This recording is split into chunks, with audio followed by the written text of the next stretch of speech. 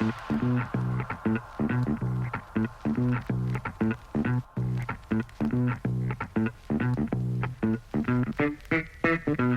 welcome to the Wired and Rewired podcast all about the hit HBO series, The Wire. I'm Chris, and this is my 1000th time watching The Wire. And this is Ellie. It is my first.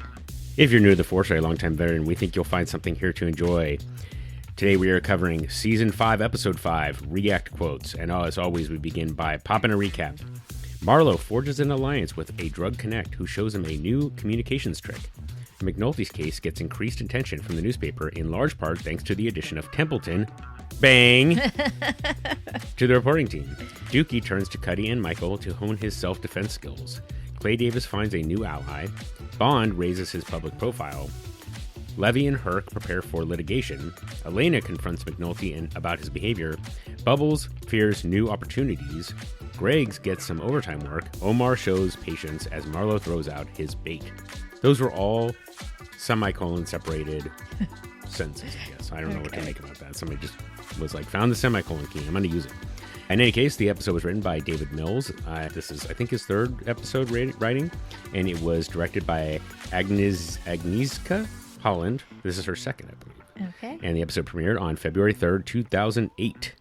All right, Ellie, why don't you kick it off by busting out that epigraph? Just because they're in the street doesn't mean that they lack opinions, said by Gus. Yeah, just because we're in this studio, Ellie, does not mean we lack opinions, as clearly we have evidenced strong over the opinions course about my preparedness for today. No, because you're prepared in all other ways. And, my gosh. Okay.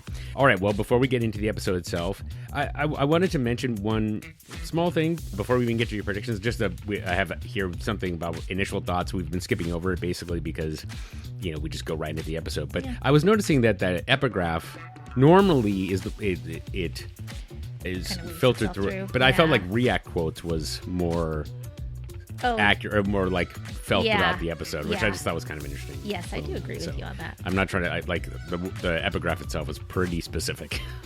So in any case, all right, well, let us get into your predictions. Okay. So couple that we're still going to continue forward. Bubbles will get up the stairs.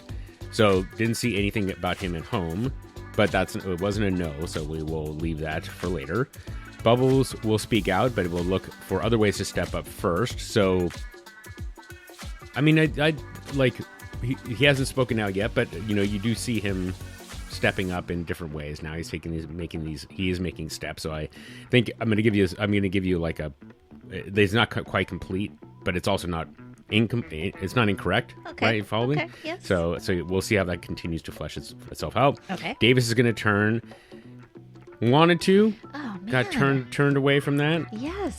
But Did not expect that. I will. I think we'll see. Okay. So I'm not going to give you a no on that just yet because he hasn't gone to court yet. So we'll see how that goes. Okay. The quote will bite Templeton in the butt. I'm gonna say no.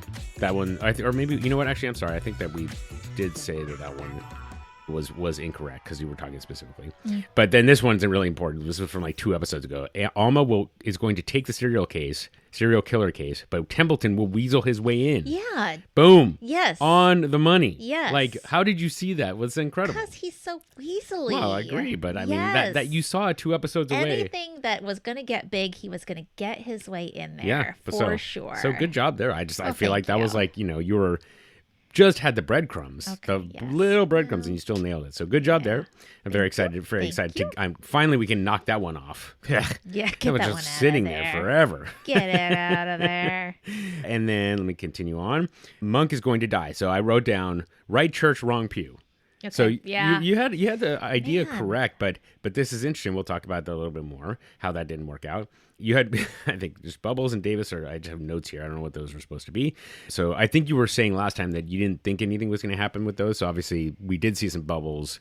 You didn't have any predictions for either of those characters for this episode. So yeah, I did not. So nothing there. Right. So clearly I should have just crossed those off ahead of time. But anyway, here we are. Okay. Marlowe takes over the co-op. So we didn't see anything with the co-op, but he did refer to having the crown. So without giving anything away, I feel like I think that's accurate. Yeah. I feel like it's accurate. I want to give you credit for it. It's not a ton. Yeah. But so anyway, we'll see where that goes, I guess. McNulty is going to pull Alma in more with the patterns in the homicide desk. And you said, I think you said they're not going to get more resources, but we'll get in the news. So they actually did get more resources, and they got it in the news. So I'm going to give you credit for that, or at least a 75%, which is great. And then you also said that Clay Davis is not going to give anything up, or anything big, but we're getting closer. And I actually think this is right. So, he is feeling pressured. Nerys did kind of talk him down, but I don't know that we know the answer to this one yet. So I do feel like we're getting closer. You got that? Okay. And you just mentioned Cuddy. Like, that's how attuned you are to Cuddy. You had no reason to believe he was going to be in the episode, and then boom, there he was, looking somehow even more handsome than before. I needed a little Dennis in my life. But you willed it. You willed it into existence. Said manifest. Manifest, bitch. So get really, that Dennis in there. Exactly. So that was 9 predictions. Really excellent job. This is, with all the craziness going on, I'm very impressed. So, okay. So just one other little note for you before we get into the episode itself. No commentary. And as I guess I'll mention now, the Omar leap at the end has a lot more information to it, but because we don't know what's going on with that yet, I don't want to go into it. So I will share that information next time. So there's not as much about all the pieces matter. So I did want to mention one thing from Alan Sepinwall, though, that the writer for this episode, David Mills, reported from a Wire Writer Summit that this would be the funniest season ever. We're talking the Dr. Strangelove of police procedurals here. Mills wrote the script for React Quotes, and the Strangelove comparison is dead on.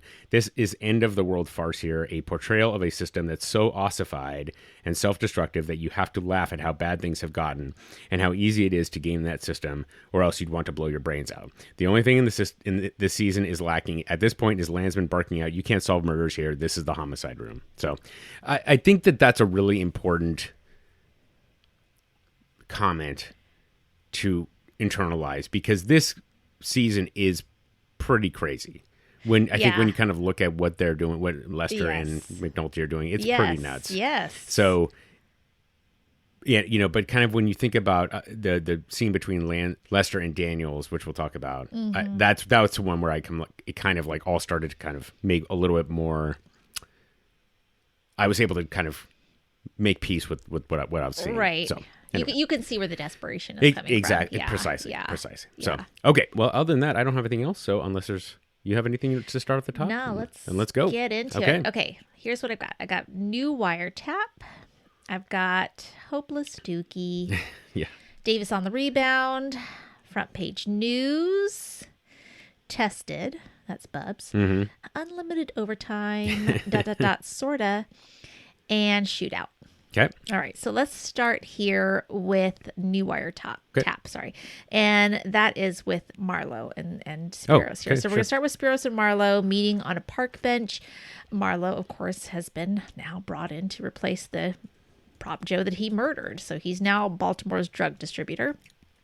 He tells Marlo that what he valued most about Prop Joe was his reliability. And, Stanfield says, yeah, he learned that from Prop Joe, that that's important. Mm-hmm. And Vondas gives him a phone, which surprises him because he also learned from Prop Joe to never talk on the phone. Right. And Spiros kind of explains the trick. He says, use the phone consistently for normal personal calls so that it doesn't look suspicious. And then he does some weird beep boop thing. Mm-hmm. Beep boop. Beep boop. And I guess this might be some way to mask calls from wiretaps. I'm not really sure what's going on there. And he says that only Stanfield and his second in command are allowed to know how to reach the Greeks. Mm-hmm. All right. Anything on that? I feel like the tomorrow isn't promised to anyone comment, I think it's just so interesting. Yes. Just the way how coolly he says it. I know. And being responsible for it. Yes. Yeah. Agreed. Yeah, after the meeting, Marlo expresses just how much he likes having the crown. Yep. He says, they're over it. Yep. Yeah, exactly. They have done their mourning. He wants to go to Atlantic City. Marlo tells him he can't do that. Omar's coming for you because you killed Butchie. And he tells Marlo that he needs to go visit his people, his family, and let them know that he's not going to be around for a while because of this. How'd that play? Man overcame his grief. Do it feel like a crown on your head right now? Do it? That's what I'm wearing on my head. We should celebrate. Yeah? Atlantic City. Can't play like that now. Omar gonna make a move. You know this. Yo, I need to go past home. You mind a ride? Nah, you know I like your peoples. Fact is, I gotta tell him I'm not gonna be coming around for a time. You stepped up and made your play. Now I gotta make mine. And Marlo goes with him. He tells him, I like your people. But it's so weird when they do go. Marlo goes to talk to, I guess, his wife or his baby mama, I don't know, and his kid. And Marlo just like stares from the car, like kind of smiling like a weird sociopath. Yeah. Like it is so uncomfortable to see the way that he's watching them. Yeah. And not talking right? to them like he likes them, but like he just likes to like watch how they are. I don't know, so bizarre. Anyway, so Partlow says goodbye to his family, tells him he'll be gone on business for a few weeks.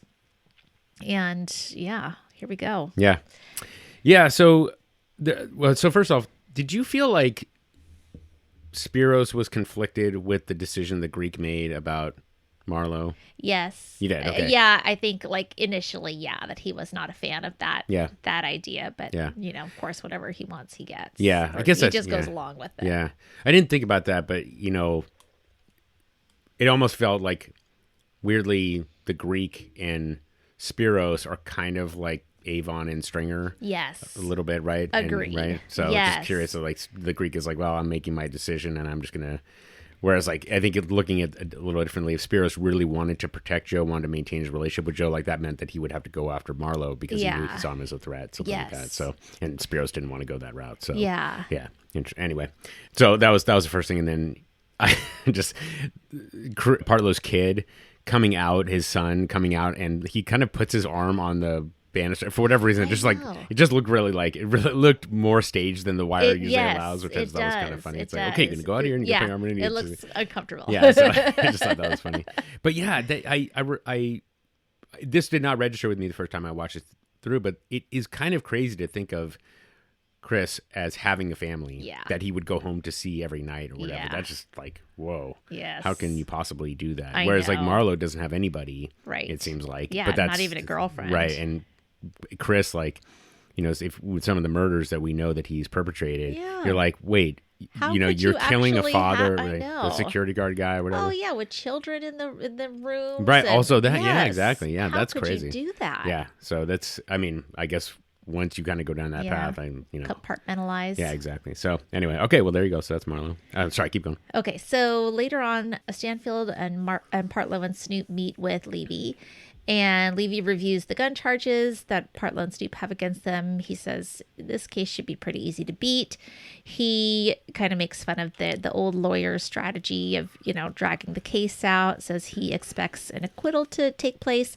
Partlow is worried because he says the woman who's listed as the car's owner can't do any prison time. Mm-hmm. So he says, well, find somebody who can take the time.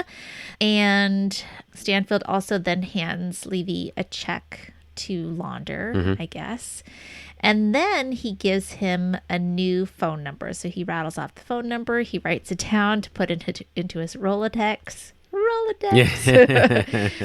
And so we then see Herc come in. Herc watches Marlo go out. We know Herc cannot stand Marlo, blames him for why he doesn't have a job anymore.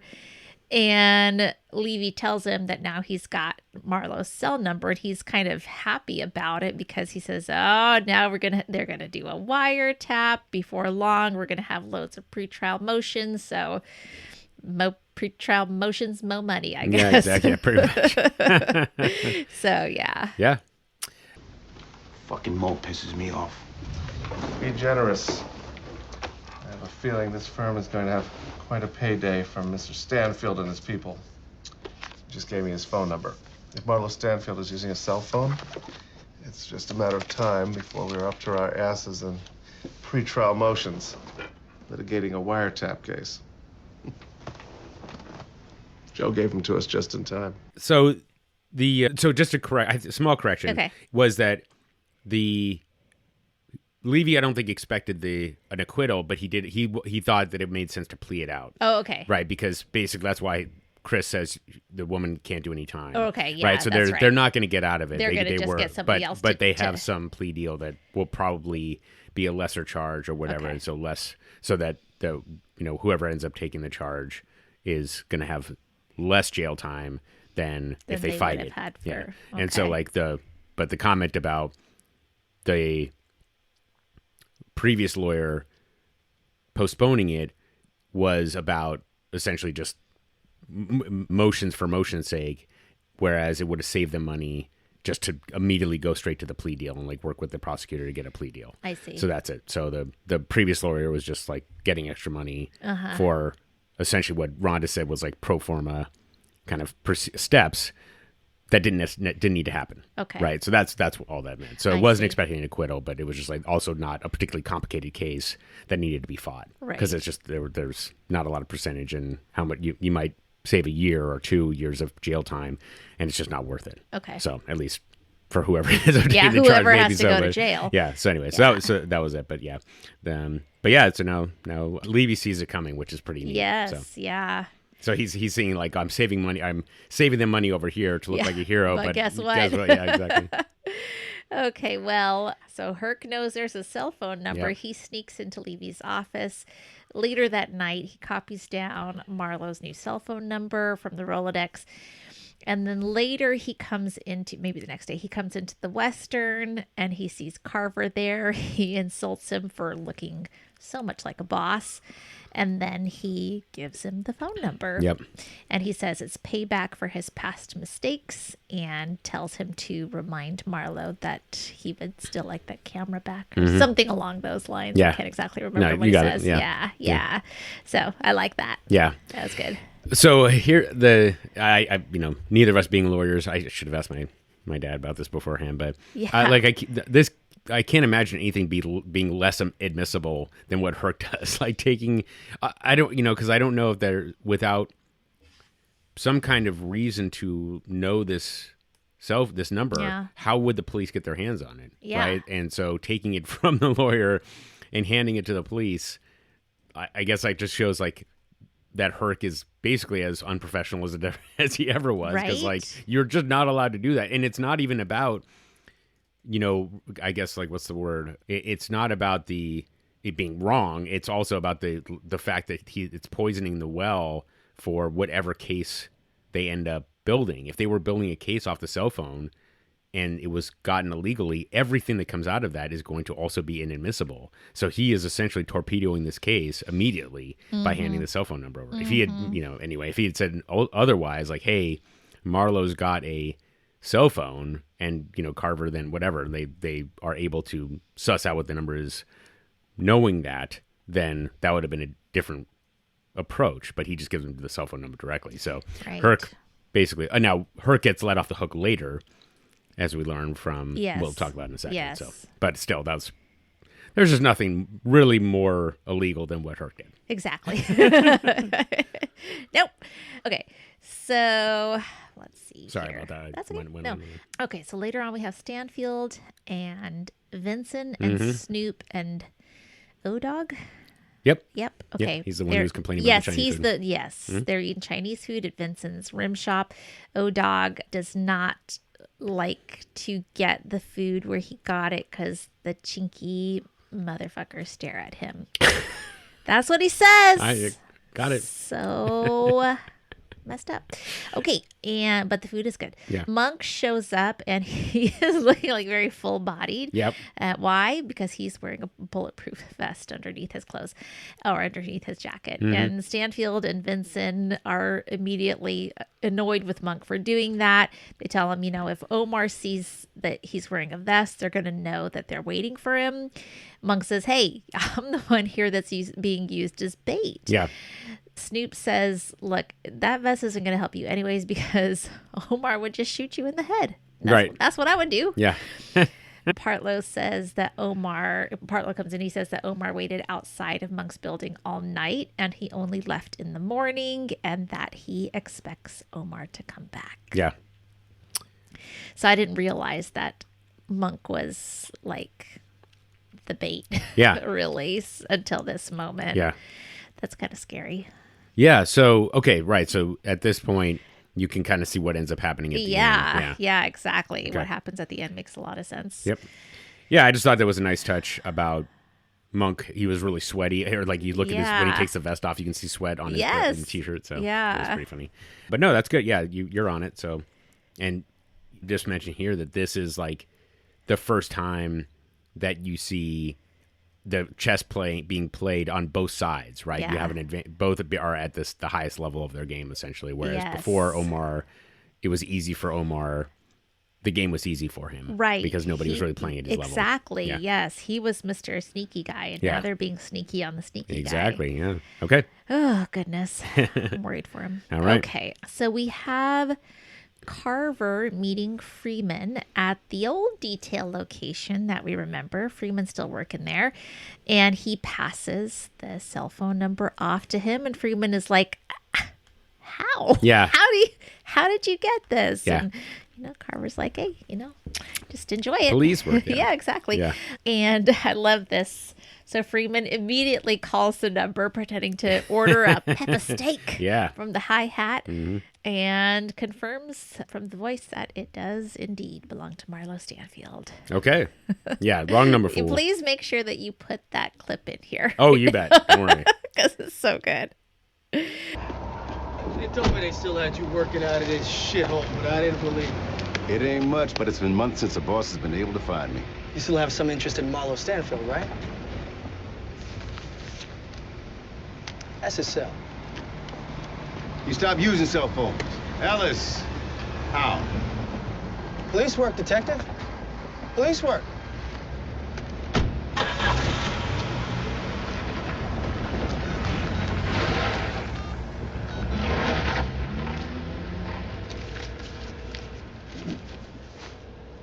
Yo, this the hi-hat. Say what? Y'all still owe him car out? I want some of that pepper steak.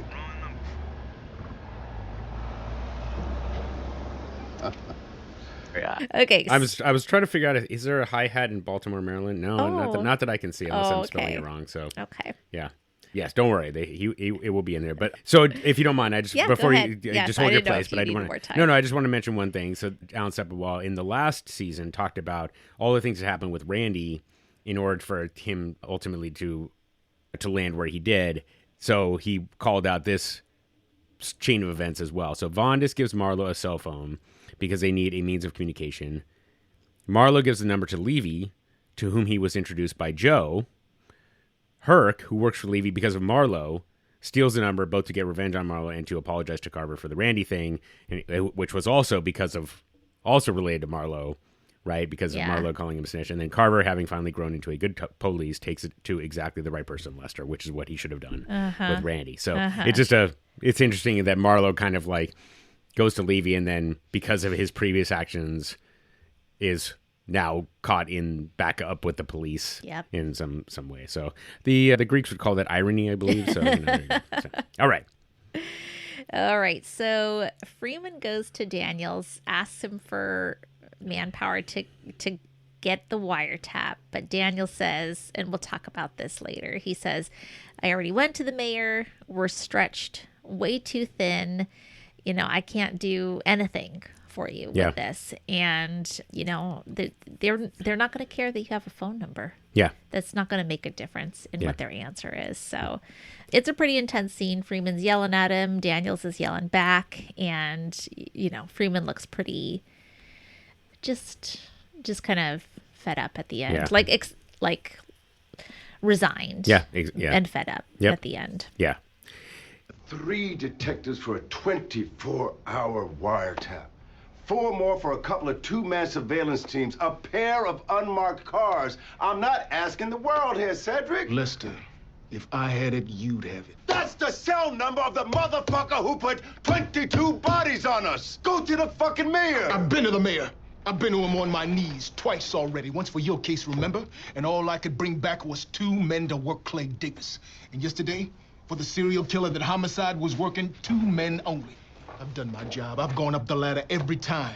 But if a fucking serial killer can't bring back more than a couple detectives, what the hell does it matter that you have a fresh phone number?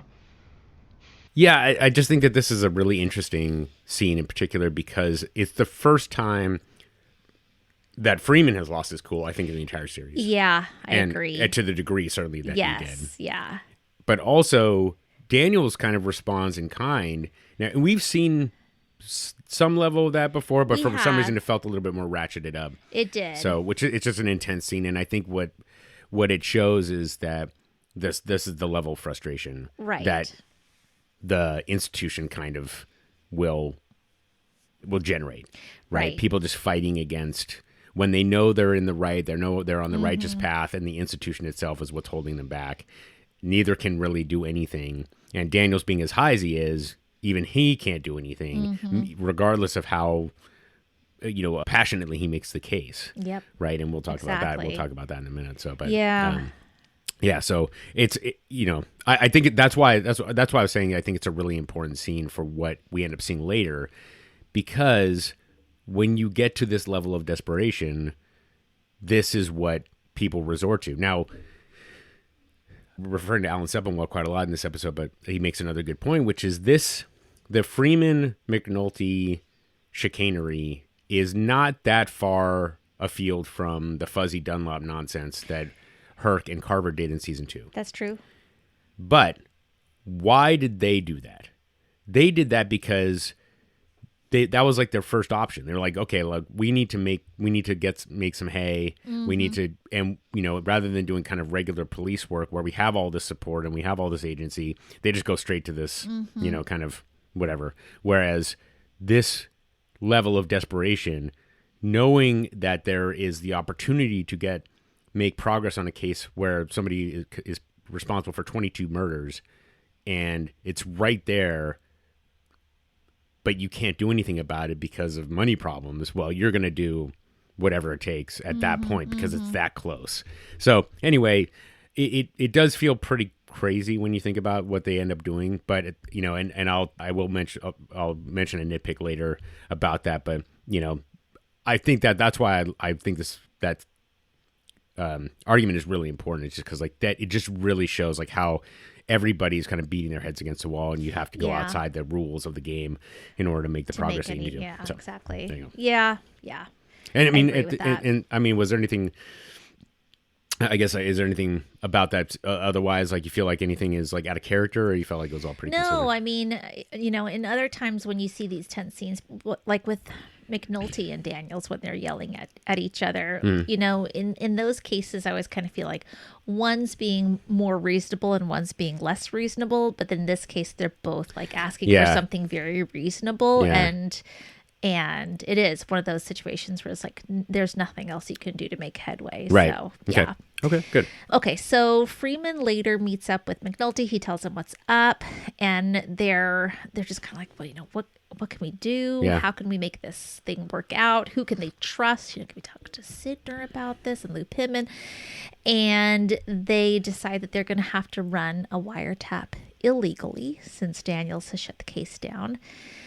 And they decide they're going to fake probably. And now you're going to have to help me understand this. I was struggling with this. Sure. So they're deciding they're going to fake probable cause by tying the wiretap to the serial killer case. Mm-hmm. So McNulty decides that the killer is going to call somebody. Mm-hmm. They kind of say, oh, call whoever. Yeah. And they invent this connection.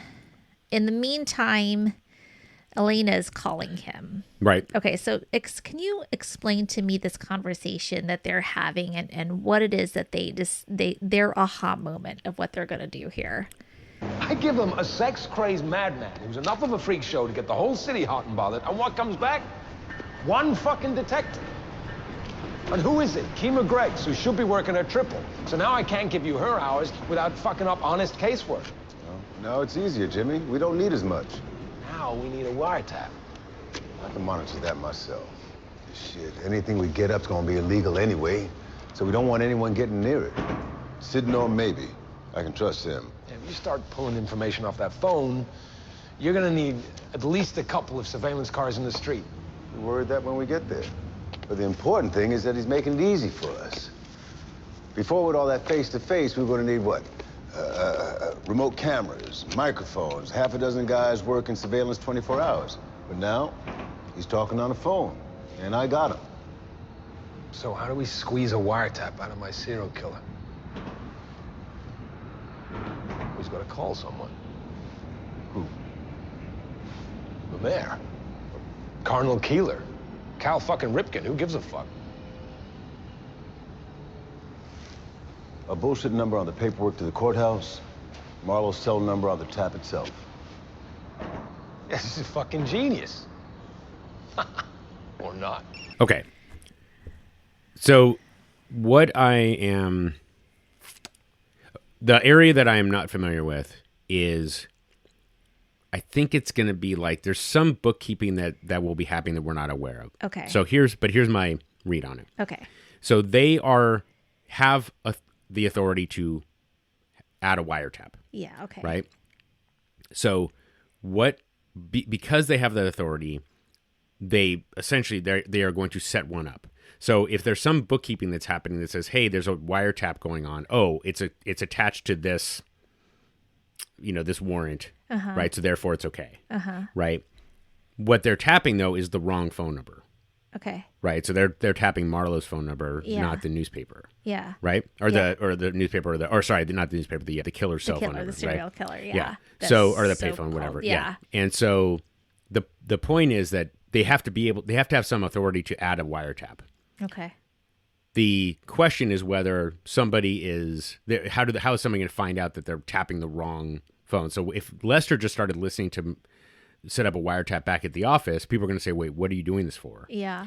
But because all of the numbers of approved wiretaps match the number of warrants or whatever, there's nobody would question. Okay. People would have to go through each one and be like, Right. well, is this Say, one valid? This one valid? This one. This one goes to this one. Exactly. And then so if they ever Okay. like go in and be like, oh wait, this phone line I isn't connected to see. anything. Okay. What is the real one? But again, it's hidden well enough that I they wouldn't. gotcha. Yeah. So that's I gotcha. Okay. yeah. So that's the best I can tell. It's just Okay. they couldn't fire up a wiretap without some kind of so I imagine that there's some audit that goes on with some regularity, Right. And they just got to make sure that the number of warrants or whatever I'm using that term probably pretty loosely, but like the number of warrants match the number of wiretaps. And Okay. So Okay. that's that. Okay. And then sorry, I just wanted to make one other kind of again connection to Herc and Carver because Yeah. we saw them in the second episode that they're under the bridge drinking, and their solution at the time was to just go down to the towers and fuck people up. Yes. And here are Freeman and McNulty thinking through Yeah. how do we make progress here, which I just thought was Right. again, even though they're both skirting the law or going just completely outside the law, sorry, not yeah. skirting, but they're thinking through how to be smart, how to be good police about it, and do Right. do the job essentially to cover their tracks and stuff like that. Whereas Herc and Carver and Prez at the time didn't give a shit. So They did not. yeah. Okay, so we find out that Elena was calling McNulty because he missed his son's play. So he goes up there. We see his sons, who are so much bigger now. They're hanging out. He lies that he had tried to make it. And his son, Mikey, says it was cool, but, he doesn't want to recite any lines from the play. I mean, it wouldn't make any sense to do that, he tells him.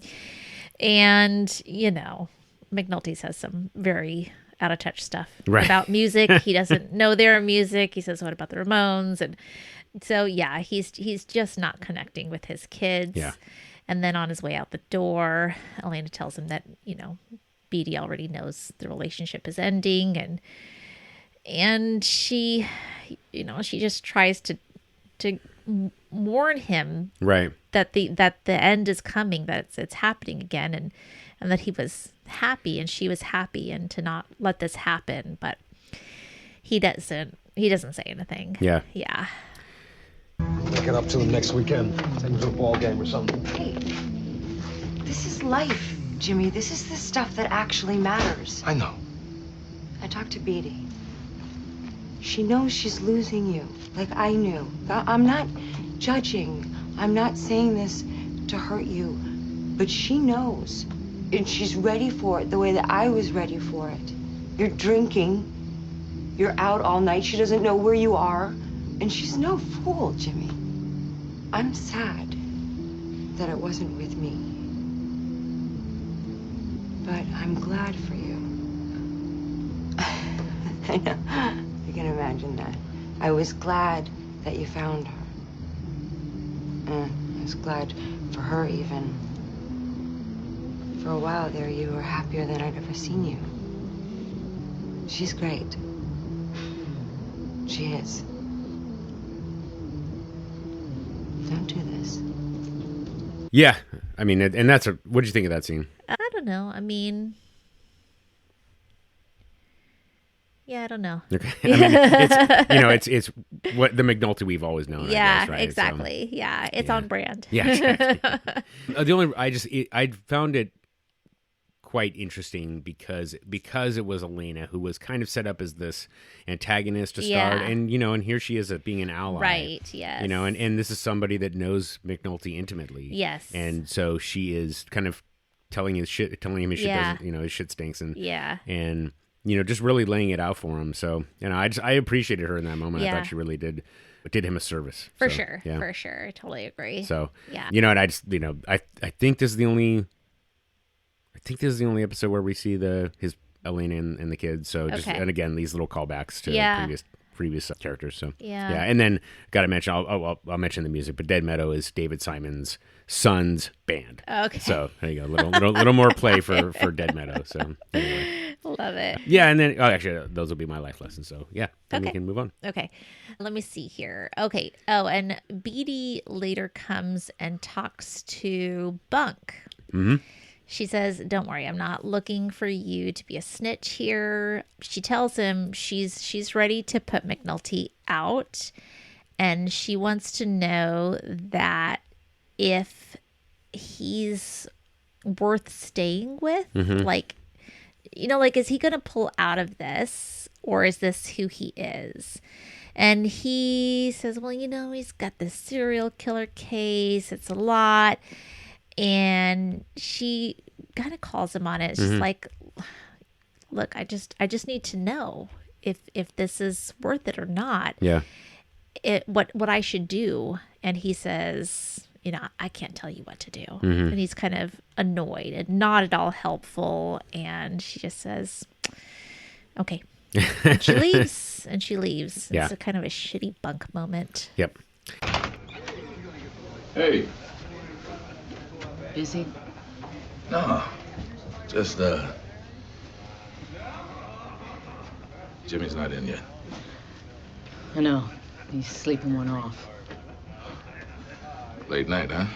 They're all like that now. Relax, I'm not looking for a snitch. I know you're his partner in crime. I don't care. Whoa, BD. I just want to know from you where this is going. I mean, you know him. You know what it is that he can and can't do. I don't know if I can speak on that. Look, I'm ready to put him out, okay? For me, for my kids. I mean, if in the end, if this is all there is to him, if he can't be better than this, I just want to know. He's working this case right now. Serial killer, actually. You are not going to try to tell me that this is about a case. Try that shit on some civilian. Look, he'll get his head in a certain place. He'll take a drink. I mean, a lot of us will. It's more than just a drink he's taking. Well, Beatty, I can't tell you what to do. I don't like giving up.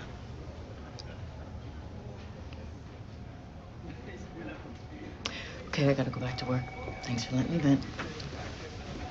So I was going to ask you about Bunk that moment. So yeah. So can you elaborate on that a little bit? Like, what would you expect of him at that to moment? verify her feelings at least? Oh, okay. Like at least that. Meaning that. Sorry, in what way? Because he knows that he's being shitty and just being like, yeah, he has been out a lot and not being good to you, and like maybe he doesn't know, he can't tell her what to do, but at the very least to be like, I'm sure it's really hard on you what's happening right now, something like that, instead of just well, he's got the serial killer case and whatever. Do you think, let me ask it point blank, do you think that he should have told BD that McNulty is being unfaithful? No, not necessarily. Okay. Yeah. I think like the first step in that is you tell the person that like your spouse came to me and asked questions. So then, you know, they're asking me questions, so you better talk to them first. Mm-hmm. And he probably knows as she knows. So what's the point of that? Okay. Because she didn't ask that. Sure. Yeah, that's not what she wanted to know. Okay. Anyhow. You don't think so? She said she's not looking for a snitch. Yeah. All she wants to know is if he's going to be able to pull out of this and be worth staying for. You know, if she had asked, do I think still, I would say like, hey, this is not my place. But then I would go to my friend and I'd be like, your partner is asking me these questions. Is it your responsibility to tell them? Because the next time they ask me, then I will say something. Okay. That's the way that I would approach it. That feels about right. Yeah. Ellie's my moral compass in case we're generally, you know, wherever she goes, it's Like, generally the right way. That's your job. If you don't take care of it and they cut to the again, then I am going Right, to go ahead and tell right. them. But I'm giving you the warning right now so you can handle it on your own terms. Yeah, exactly. Yeah. It's both the moral, but also the, what's the word? The elegant way solution is generally, Ellie generally provides that. Elegant, capricious. You know, I gotta say though, I think there is something about, even though I think Bunk doesn't sell it well. Yeah. I do think that, I don't know, I think there's some validity in what he's saying. Yeah. In that McNulty is just obsessive. Like he talks about, like it's almost like what Santangelo said in the first season. He's like, he's got this case in his gut like it's cancer. And that he just gets obsessed about these cases. Yeah. Now, that doesn't necessarily, and you know, so when he says, I can't advise you or whatever, like he can't, because she might have to accept that there might be times when McNulty just goes full speed ahead on a case and neglects everything else in his life. You know, that, so I don't know. I feel like there is some validity to that perspective. That said, though, as Elena said, like this is life too. Like this is, you have to choose which path. Like if this is going to be the way you're going to live, that is to say, go, you know, completely dark with all the other parts of your life except for work, then let that part go because these people depend on you. Yeah. So I think that's, you know, that's probably where, like, that's kind of where Bunk was going in. Like, yes, he has to, you know, McNulty should decide, but Beatty should also be aware that this might be what McNulty does from time to time, or, you know, maybe with some regularity, and she has to decide if that's going to work for her. Yes. So anyway, I mean, but we all know this other stuff that's happening, like the infidelity right, and all that other stuff. So, you know, and the lying and all that. So, and so for us, it's like his response is kind of, it might be true, but there's all this other, what's the word? There are all these other lies kind of layered on top of it. So, you know, so for us, it falls a little bit flatter. Yep. So, and for her, it probably does too, because she knows. Yeah. Yeah. Okay. And I'm sorry, I just have to mention, sorry, since I'm just going on and on. Like, I hope that people go back and rewatch Amy Ryan when she walks into the room. I didn't appreciate it because it looked like, I think the first time I saw it, I felt like she was being more like, what's the word? Cautious, or not cautious, but like she was kind of concerned about interrupting Bunk or whatever. But she came in, the expression on her face, I can't even really describe it. It is just like, she's got this look. I don't know how somebody does this as an actor. Like, how do you do that? And it's just like, holy crap. I know. There's just so much being communicated in that expression. It's just really remarkable. So go back and take a look at it. So, Agree. Yeah. She's amazing. Yeah. Okay. Anything else? That is it. Okay. All right. I'm going to get to Hopeless Dukie. Poor kid. I know. Dukie walks Bug home from school. He asks him about his classes. Bug tells him, you know, they're basically practicing these test questions all day for their standardized tests. We've heard this before. It was all last season. And their teachers are telling them they're going to lose their jobs if their scores don't get better. Anyhow, as they pass by Michael's corner, I think the one that Dukie used to work on, Kennard throws a bottle at Dukie's head. And Dukie turns around, asks him why he did that. And he comes over and he slaps Kennard. Yep. Which, you know, I don't condone violence, but Kennard, God, he's got a big mouth. Yeah. But who comes in? Spider does. Yeah. Spider steps in front of Kennard and ends up beating Dukie up really badly. Yep. And we know Spider can fight. Right. So later on, Dukie's talking to Michael, and Michael offers to beat Spider up for him. He says, just say the word, but Dukie tells him he needs to handle things himself. So Michael takes Dukie to Dennis's gym, and Dennis immediately sees Michael, eyes on him, recognizes him. Michael won't go inside. Dukie tells Dennis that he wants to learn how to box, and Dennis notices the bruises on him, asks him what happens. And Dukie doesn't say much about it, just says that he needs to learn how to defend himself. So. Yep. I told you, dude. I fuck him up good. Just say the word, man. Nah, man, I can't have you stepping up for me anymore, you know? Yeah, well, talk to the man. We'll set you straight. Yo, Mr. Dennis. Hey. I need to train with you, son. See that? What happened? It ain't no thing. I'm just kind of getting a little tired of it, that's all. All right, sir. Go get some gloves on and let's see where you at. Anything to note before we move on? Oh, sure. I mean, of course. Of course. What kind of question is that? So first of all, it on top of Kennard just being a complete asshole, it bugs me too that, like, Kennard's, the only reason he steps up is because he's got Spider there. Yes, and I'm just exactly. like, Dukie, you should have, right. like, I should have just, right. I want him to go back and be like, look, Kennard, if you're going to step to me, that's fine. Like, are you going to have your boys step up? Because I got no problem with Spider right now. Yeah. If you're going to do this, then you got to stand on your own. And, like, Spider, you're going to step up. And if I beat the shit out of this kid, and if Spider then says, nah, man, you got him, then, you know what I mean? Like, that's the only reason that Kennard is doing anything. Sure. So fuck that kid. For sure. So that's kind of annoying, is that, like, wait, so it's okay for, like, whereas Dukie had the opportunity essentially for Michael to step up, but he chose not to, right? So Kennard, whereas Kennard, like, gets his ass kicked in Spider. Anyway, and by the way, Spider, who for the longest time was just this beanpole of a kid, now he looks like just a terrifying. Oh my God, he I know, looks he's huge. Yeah, so, he is. I mean, he just walks up and just beats I his, know. God, I would be like, dude, whatever. Okay, yeah, bye. Yeah, exactly. Yeah, you're like, no, I'm Kennard, you're cool, whatever, man. You know, you're the bomb, whatever. And then just the wordless conversation between Dennis and Michael is really, I kind of like that, you know. I and know. So yeah, just the eyes. Yeah. But yeah, I guess that's about it. So okay. Well, we see now Dukie sparring with a kid who is smaller than him, and Dukie's just a punching bag for this guy. And it just reminds me of when, was it Justin who was sparring with the guy who made a punching bag too? And, you know, you look at Dennis's face and he's just got like, this guy is hopeless written all over it. And, you know, they stop sparring and Dukie looks at him and says, what now? Yeah.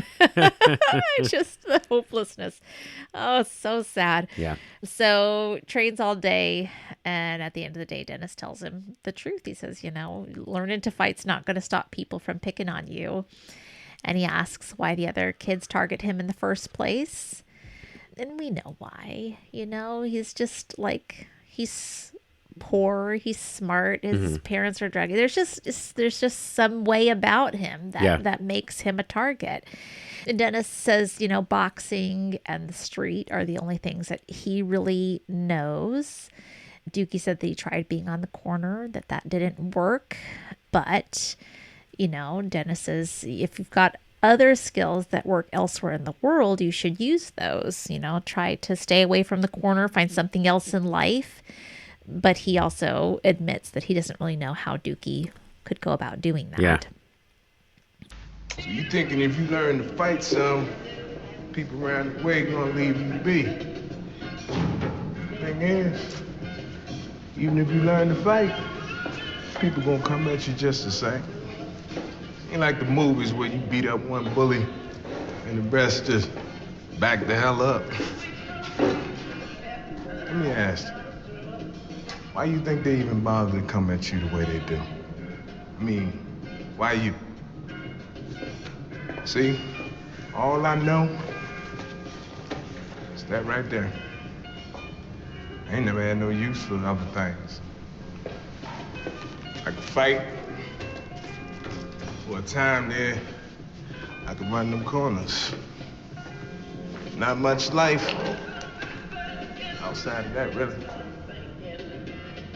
I was on the corner for a while. How'd that go? Yeah. Well, I guess what I'm trying to say is not everything comes down to how you carry it in the street. I mean, it do come down to that if you're gonna be in the street. That ain't the only way to be.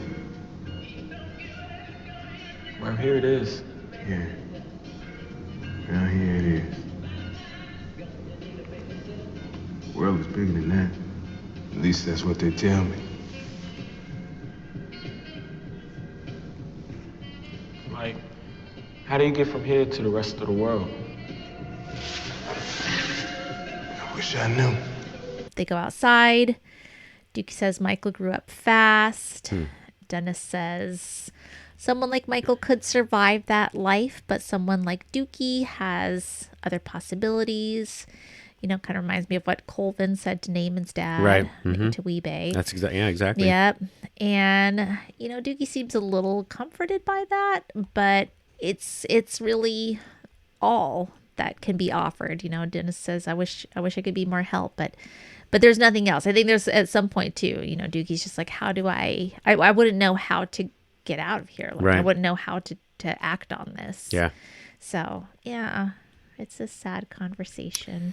It is, yeah. I mean, and especially you have somebody that like knows the right path, but doesn't know, like, only can basically point him in that direction, and that's it.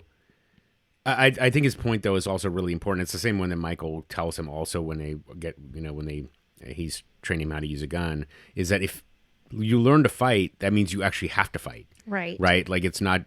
You know, it's not like it's over because you fought one guy. Right, exactly. And that's a really important point, is that, you know, and so there's that.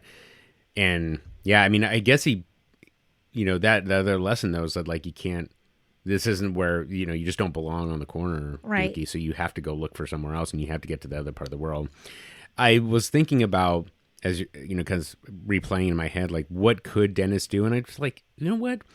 Dennis like has, I feel like, these opportunities to be in his gym that isn't boxing, right? Like, how could Dennis help out, or like how could Dukie help out there? Something like that. I was thinking about that too, or like the connections to the ministers and the politicians and stuff like that. Like, that's right.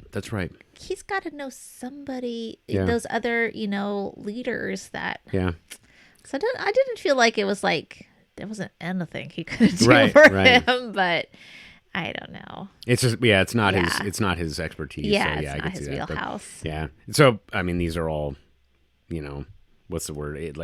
These are all nice solutions that we can come up with after the story. Right. But yeah. It just, you know, I guess like I'm thinking about this is, you know, there are more solutions probably around than we think there are, but it's easy to fall into the trap that, you know, I only know what I know. Yeah. You know. Yep. You know, and there might be another solution just like sitting right there. Yeah. So. Yeah. If you can take a little time to think about it. But, you know, it's especially sad because Dukie, you know, you can see in this kind of desperation that he is understanding what Dennis is saying to him, but he also doesn't know what to do with the information that he has. So, yeah. I mean, but your point about the ministers and, you know, the politicians is really well taken, because here's a smart kid and who wants to do well, and, you know, what can he's got to be able to help somebody somewhere. Got to be something he can do. Yeah. Yeah. Well, later Michael takes Dukie into the woods to do some target practice, and he doesn't do so well with the automatic handgun, so Michael gives him a revolver. He tells him, you know, just think of it like a tool, and Dukie shoots and he misses. It goes into the water. He flinches really hard when he shoots, and Michael tells him, you know, like, learning to use this is not going to protect you. It just means you're going to have to actually use it at some point. And then Michael grabs it. He shows he's just, you know, can hit his target very easily. You know, Dukie said, I can't shoot, I can't fight, I can't stand on the corner. And Michael, too, reminds him that he is smart enough to do something else. Yeah. So hopefully he will. Yeah. Hopefully he will. Yep. Fingers crossed. Okay. Yep, not much more to it. Zone. It's like a monkey wrench. That's all it is, right?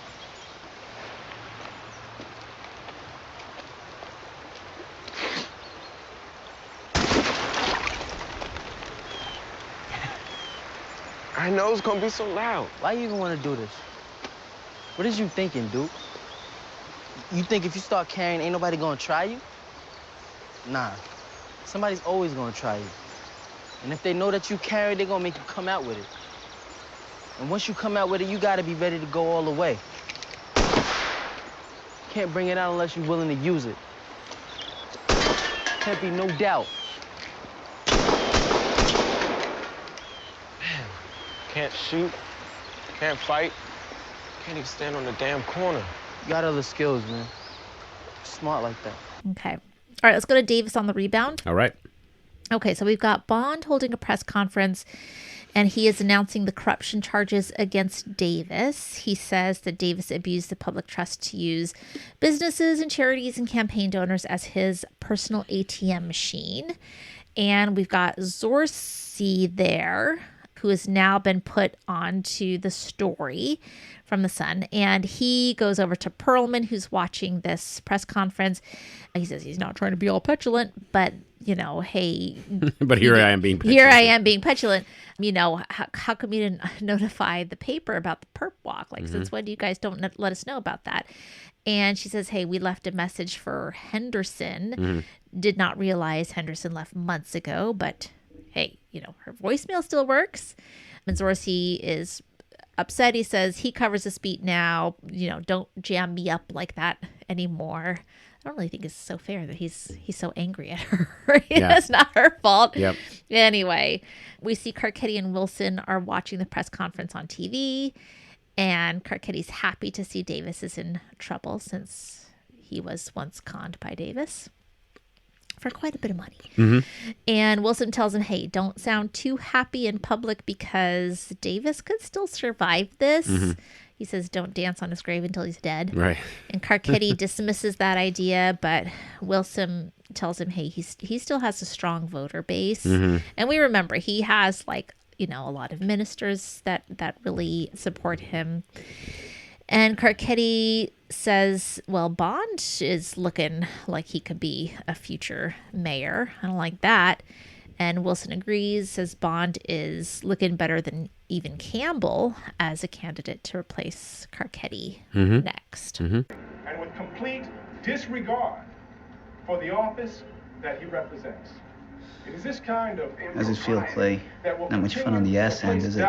In the minds of constituents. You said it, Norman. They consider their leadership. There's the short con and the long con. Accountability. You're gonna need a statement. Nothing too joyful. You don't dance on Clay's grave until you're sure the motherfucker's dead. Well, you ain't getting up from this. Also, you don't want to piss off his base, being too gleeful about it. That guy still has a base?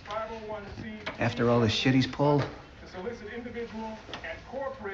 You know, I'll tell you one thing. That fella right there is looking pretty damn mayoral.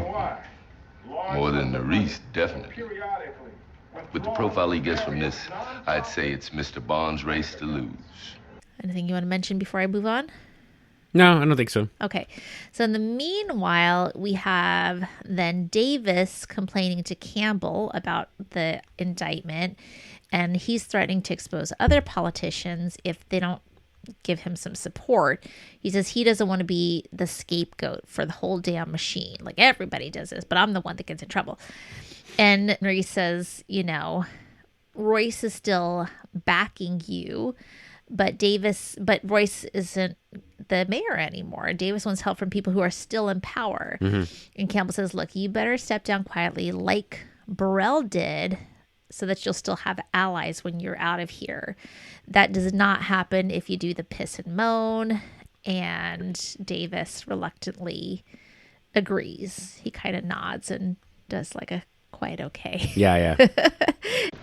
You can tell all of them. Royce, the caucus, all them grasping bitches who we put in every city department. You tell every last one that I do not fall alone. Clay. Think I'm gonna be the scapegoat for the whole damn machine? Shit. Clarence is gonna stand with you. He told me so. He'll be out there. Easy for him. He ain't running for nothing no more. I don't see you and your kind with me on this. A whole mess of people think they belong on the fence, don't they? Clay, it is what it is. Y'all better hope not. Or it ain't gonna end with Clay Davis. Just take a moment and think about what you're saying here. You can have yourself a pity party. Talk all kind of shit to some prosecutor. You know where you'll be then? out in the damn cold. No connections, no allies, nowhere to hang your hat in this damn town. Or you carry this for all of us. Carry it as far as you can. And if the worst happens, if they take your seat, if you go away for a year or so to some minimum security summer camp, then so what? You come home to a town that still knows your name. And look at Burrell. He goes quietly, and now he's making 12 a year more than when he was commissioner. And working half the hours. You think that happens if he does the piss and moan? Prosecutors come and prosecutors go.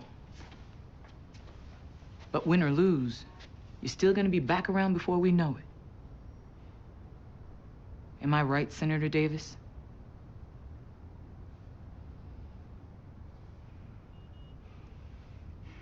Mm-hmm. At the end of that scene, so you think that's what he's gonna do. Mm-hmm. It seems like that's what he's gonna do. Like, he has capitulated. Yeah. And then what happens? He goes on the radio and he indicates that his race that is behind the charges. And oh yeah, Bond, well, he's black, but he's doing the work for the white people, and he urges his supporters to protest at the courthouse. I did not see that coming. Well, okay, I have to maybe just double check your interpretation. So, do you see those two things, like the conversation when Maurice is? I do. How do you see them? Because he's pissing and moaning. Do you think that is compatible? Like, he still can be like, is this not him stepping down quiet? This is still compatible with him stepping down quietly? Well, I'll share my interpretation. So what he was saying to Nerys was that he was going to give up people to essentially save himself. Okay. And Nerys is saying, if you do that, then you're going to, then everybody will abandon you. Okay. So he's not giving up people, so that is good enough. He's fighting kind of on his own terms. Okay, he's basically making it about Bond and whatever and the power structure. All right, yeah. So this is okay. Yeah, that's my interpretation. Okay. So he's still protecting the people that are part of the establishment or whatever you called it. Yeah. So, okay. Yeah. Okay. All right. Were you going to talk more about the radio stuff? Let's see here. No, that next I was going to go on to the rally. Okay, because the radio one is really, I think, really fascinating. Because once again, Clay Davis is just this chameleon. Yes. I mean, he plays that part so perfectly, where he's both like calm, not like super slick, but of course, like he's, you know, what's the word? Like, you know, but he fits right in with that the audience, I think, that he's speaking to. So that part is great. He also talks about the concept of the power structure.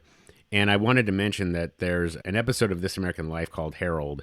It's about the mayor of Chicago. I probably mentioned him at least once before, but in any case, Harold Washington was the mayor of Chicago from like 1983 to 1987.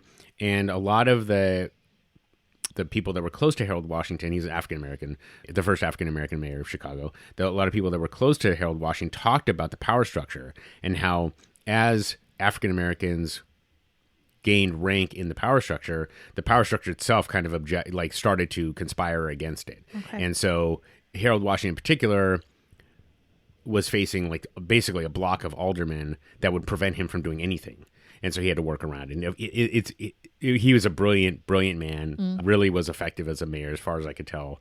And so it's a great episode. We'll link to it in the socials. But in any case, I bring that up just because on the one hand, so whereas Harold Washington, I felt like was a very valid case that the power structure was working against him. In this case, Clay Davis is blaming the power structure, even though he himself was absolutely both part of it and absolutely doing the things that he's being accused of. Yes. So it's like, well, all I have to do is blame the power structure. Yes. And people, because I gained goodwill or whatever, I'm just basically trading on that. And people will believe me because they think that I am, trustworthy and whatever else. So it's an easy target for him to gain support from. And, so anyway, I just thought that was kind of like, unfortunately, sometimes the power structure is responsible for difficulties that, African Americans might encounter, and it might not be completely unrelated, but they can blame it on them, on the power structure, and people will likely say, yes, I agree with that statement. Right. And so people don't necessarily know the difference. Right. So, Yeah. without being on the inside. So I just thought that was an interesting point. It is. So, Clay Davis knows how to how to pick an enemy. He does. Yeah. Oh, Clay. Yeah, sorry, as an aside. No. I'm You're not allowed to side. It's only me. I'm rewatching BoJack Horseman right now. Oh, really? I think the actor is I think he had a cameo. Oh, really? On there, yeah. Okay. I'll have to go back and watch it. They have some Wire jokes on there too. Oh, really? Yeah. You had How to did I rewatch miss it. that? I know. Okay. Oh crap, where am I? Okay, The rally. yes. At the rally, Royce fires up the crowd. He has this speech that implies that Davis is being targeted because of his race, as we mentioned. And afterward, Royce quietly tells Davis that he has to take the fall alone if he ever wants to make money in Baltimore again. So just a great little aside. Fun, tough place for Davis to be in. Yeah. Did you look up the "We Shall Not Be Moved" song? No, I did not. Okay, I looked it up. It is a. Hang on, let me find it. Okay. Oh, sorry. While I'm looking it up, Mayor Royce was wearing the tie color. His tie was consistent with the colors that he was using at the very end of his campaign, and they're very Afrocentric. So I just thought it was funny that he's sticking with it. Okay. So the song "We Shall Not Be Moved" is a powerful protest song with deep roots in African American spiritual, symbolizing resilience and unity in the face of adversity. It was also sung at the March on Washington, Martin Luther King's March on Washington. Wow. So, okay. So I just feel like I don't know. I'm trying to think in terms of theater. That's a pretty good song to pick if you want people on your side. Oh, sure. But it's also pretty craven. Yes. Yeah. I mean, given the history of it. Yeah, exactly. Yeah, I mean, exactly. a little loaded. Yeah. Okay, shall we move along? Let's go. Front page news. All right. Okay, so Gutierrez talks to McNulty about the homeless serial killer. And he says, this guy's probably acting out of sexual compulsion. And of course, he's not going to say more than that. And she says, okay, I got to clear this with my editors, but don't hope for much because my last story was buried. Yep. They're back at the Sun, and she updates Haynes on other police news. And then she mentions this homeless killing and her conversation with McNulty. And Haynes, as well as this, the suggestion of the sexual compulsion. And Haynes agrees to raise it at the 4 p.m. editorial meeting. Anything late from cop shop? Follow-ups on the recent murders. An arrest on one, which was the domestic cutting from Hamden. No arrest on a couple of drug-relateds from East Baltimore. Okay, give me a bid for the budget line. Domestic was a Patricia Bogus found in her car. Drug-relateds were one Joseph Stewart found in his dining room and one Nathaniel Manns found in an alley garage. A couple of graphs on each. Writer's a single short. Also, I got word on another homeless murder. The detective on it says it's related. He says it's sexual. Sexual? Are they being raped? He wouldn't confirm that. He just says that the killings are sexual in nature. Write what you got. And I'll run about at 4 o'clock, see if it takes. So we get to the meeting, and the editors are discussing their possible front page stories, the Davis indictment, hearings on Iraq, campaign fundraising, maybe a piece about Waters filming in Baltimore. That was kind of interesting. And then Haynes suggests these homeless murders. And Whiting says, oh, there were other homeless men murdered. And then he brings up the sexual thing. And the editors want some more reporting because they say the motive sounds vague. Yep. Okay, so here's where we are so far. Anything to chime in? Okay, so we'll keep on going. Haynes and I love this scene. Haynes and this, I don't know who the other guy are. They're looking over Zorcy's shoulder. Yeah. Oh, it's the Metro guy. Okay. Yeah, I forget his name. At his coverage on Davis. I don't know what they're saying, like grass and gerund and stuff like that. They're making all sorts of comments while he's talking, or while he is typing. Yes, exactly. And he is super annoyed with them. Anyways, and then Gutierrez is telling Templeton that she doesn't know what to do with this case she has. The serial killer case. She can't do more reporting without more details, and it seems weird to both of them that the cop, McNulty, wants more publicity on this, right? Just seems really kind of cagey. Yep. So they go Gutierrez and Templeton to meet McNulty in person. And McNulty acts like he's kind of annoyed that more people at the paper know about him sharing this information. He lies. He says, we're tracking a predator and people need to know about him to stay safe. Mm-hmm. They push him for some more details about, the sexual compulsion. He says, okay, well, he's leaving red ribbons tied onto the victims. And they're like, okay, well, that really doesn't make a huge case for sexual compulsion. Yeah. Can we say that they were molested? And he tells them that, okay, here's the latest. The bodies have had bite marks. Mm-hmm. And it's not like they're just like bite marks on their arms. There are some other interesting areas. Mm-hmm. So he tells them that the killer is maturing and what it means that he is maturing. And he also insists on staying anonymous. Mm-hmm. And so they take that information and they leave because they want to make the second edition of the newspaper. Mm-hmm. Thanks for meeting me again. This is Scott Templeton. He'll be working the story with me. It's not like I want everyone at your newspaper knowing my name. Look, you want these homeless cases to get attention, right? And that's what you're trying to do here. This guy's a predator. People need to know. Agreed. And I understand that there are things you need to keep secret so that you can solve the murders. I get that. We can't do much with the story unless we give it enough juice. Juice? We need to tell people what this is about, why he's doing it. We need to make this thing come alive on the page or they're going to bury the story like they did the last time. I told you, it's sexual. Compulsion, obsession, that kind of thing. Well, what the fuck does that mean? It's not like he's carving up housewives or strangling co-eds here. Your guy's killing homeless men. Why exactly? What's in his head? Is he raping them? Sodomizing them? Well, I don't have any semen in any of the cases. I don't have that. But he's doing something, right? He ties a red ribbon around their arms. Red ribbon? Yeah. A bow. Gift wraps the motherfuckers. That enough juice for you?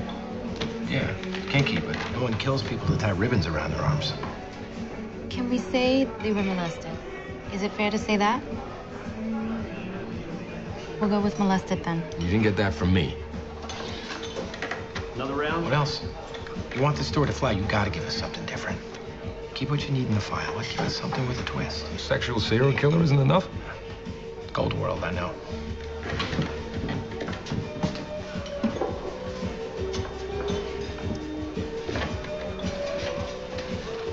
He started biting them. What? He's biting his victims. Inside thigh, right ass cheek, left nipple. He's a biter. Oh, shit. Yeah. That twist enough for you? Are we talking cannibalism here? Or just biting for now. We'll see where it goes. And did he bite all of them? Not all. Just the latest ones.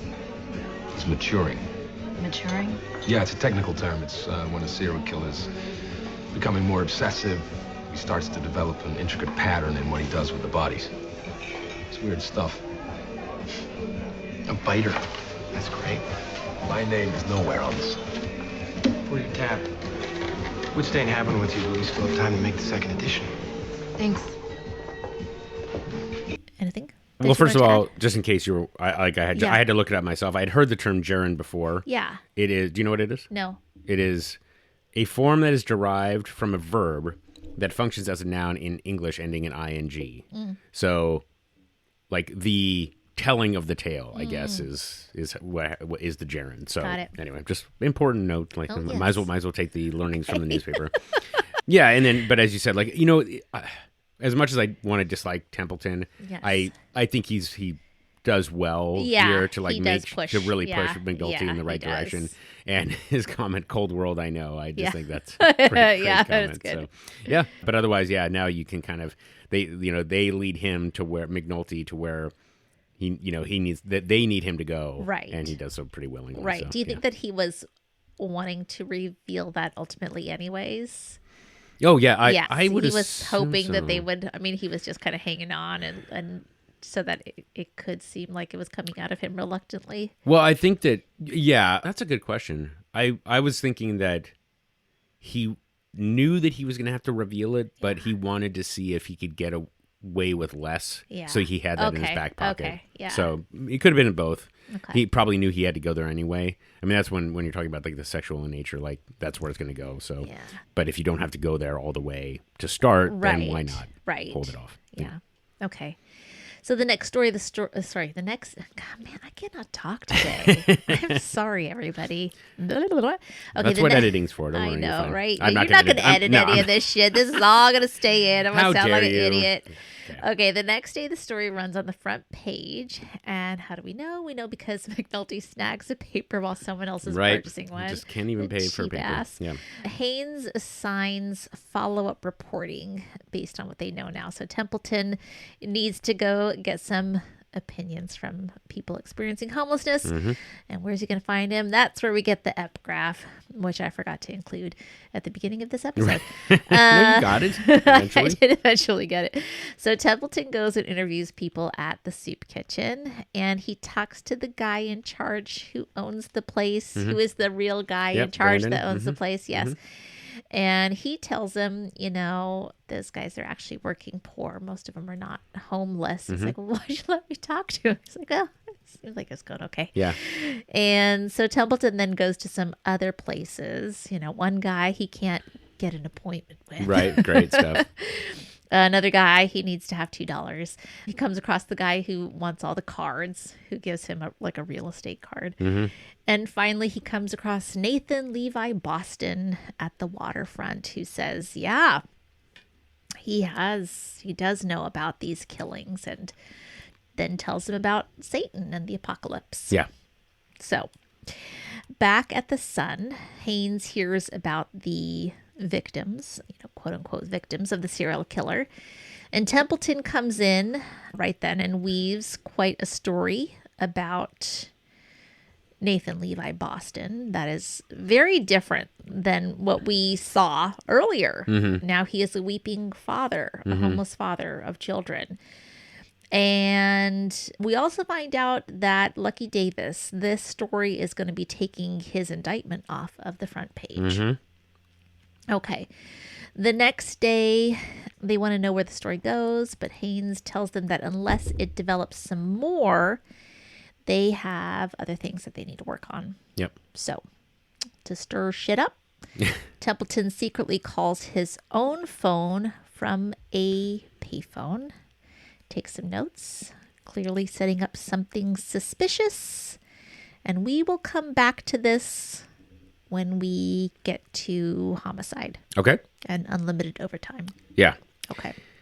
Yeah, I mean, I think the only thing I don't know, I guess like Templeton just coming up with the story. I mean, and just he figured out how to do it before, you know, and Haynes with the kid at the baseball game, and Haynes tried to like figure out how to verify, but with the homeless, there's no way that he would be able to support that. Dude, this guy should have gotten into creative writing, not journalism. I'll tell you what. Yeah. This is not what he should be doing. Yeah. Okay. Okay. Let's get into Bubbles. Okay. Since we were talking about the soup kitchen. Okay. Bubs is washing dishes, and he's told he's needed help with waiting tables the next day. Hey, if you don't like it, we won't ask you to do it again. And then later he talks to Waylon, and Waylon's working in a different kitchen. Maybe it's his job. I don't know. Yeah. And he tells him he's worried because he's volunteering at the soup kitchen. He's going to be serving food. And he doesn't say it directly, but we find out like he's concerned that he has HIV. And that he could spread it. And Waylon says, you know, you can't spread it through casual contact, but Bubbles is really scared, and he has tried to go be tested before, but he couldn't go through with it. And so Waylon offers to go with him to get tested for AIDS. And so at the clinic, They go. The nurse has a hard time finding a vein because Bubbles has too much scar tissue in his arm. That actually happened to me because I gave blood too often. Really? Not because of drugs, but because I gave blood too often. They had a hard time finding a vein. Interesting. But I had to give it to myself. I wasn't giving it to... This is a whole other story. Anyways, after the test, Bubbles... Just one vein to the other, to the next? Yeah, exactly. Across your... It was in advance of a surgery. You can, okay, you can sure. donate blood to yourself for a surgery if you're Okay. healthy. So just in case I needed it, which I didn't. So after the test, Bubbles waits outside and he's super nervous. And Waylon opens up the results for him. The test is negative. But Bubbles is still in this mode of wanting to punish himself instead of being relieved. He's shocked. He is disappointed. He, recalls sharing tons of needles with Johnny.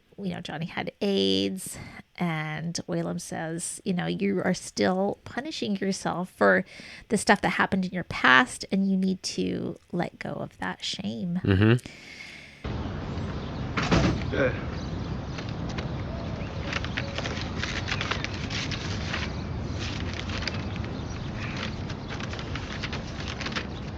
Negative. Negative means... You know what it means? What's wrong? It ain't wrong. All the shit I done, all the works I shared. My best boy years back, I fought off the same hype as him dozens of times. He had the bug for sure. That shit ain't right no how, man. You're disappointed. Shit, this ain't about the bug, is it? This is you trying to make the past be everything, mean everything. You don't even want to think about the here and now. Sorry, Bubs. Shame ain't worth as much as you think. Let it go.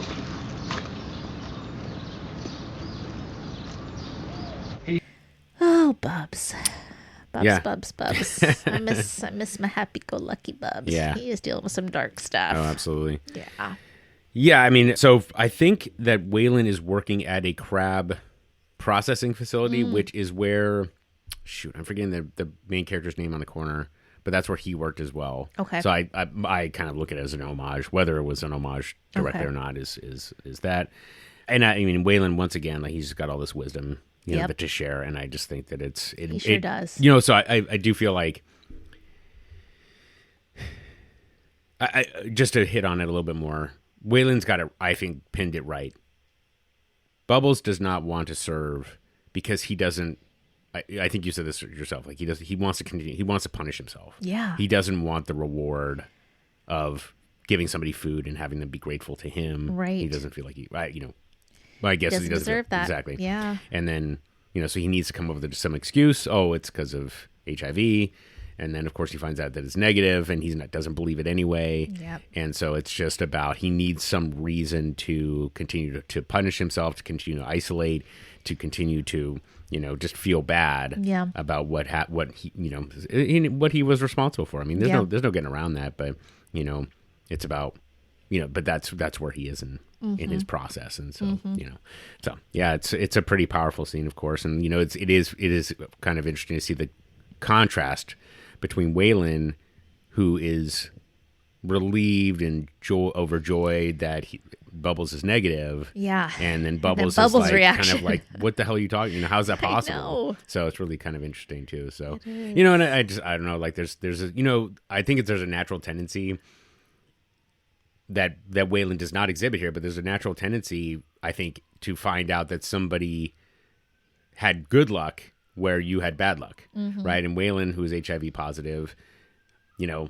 doesn't reveal any kind of bitterness or anger about the fact that Bubbles was able to escape his drug addiction without catching HIV. So, that's true. Yeah. So yeah. Waylon's good dude. So. He's a good dude. Not that needed to be said, but there you go. Okay, unlimited overtime Sorta. McNulty proudly shows a newspaper story about the homeless killer to Landsman, who already knows about it. He throws this paper away and says, hey, Daniels is already in a meeting with the mayor about it. At City Hall, Daniels is explaining the situation Says he hasn't yet spoken directly with the detectives who are working the case. Carcetti's really concerned. He wants to know what they're doing about it. Daniel says, hey, we've got good investigators on this, but we've got to have overtime to solve these cases. So Carcetti approves unlimited overtime for 2 detectives. And Daniel says it's not going to be enough to prevent more murders, but Carcetti tells him, I can't give you more than that. I have major school funding programs. They're about to lay off 50 middle school teachers. That's not okay. As a former middle school teacher, you can't do that. And they're about to not have special education in the elementary. Daniel says, like, the only other thing that we could maybe do is encourage homeless people to go into shelters for safety. There's just like not much we can do without more overtime available. It's a very hopeless, again, that word hopeless coming up again, situation. Yep.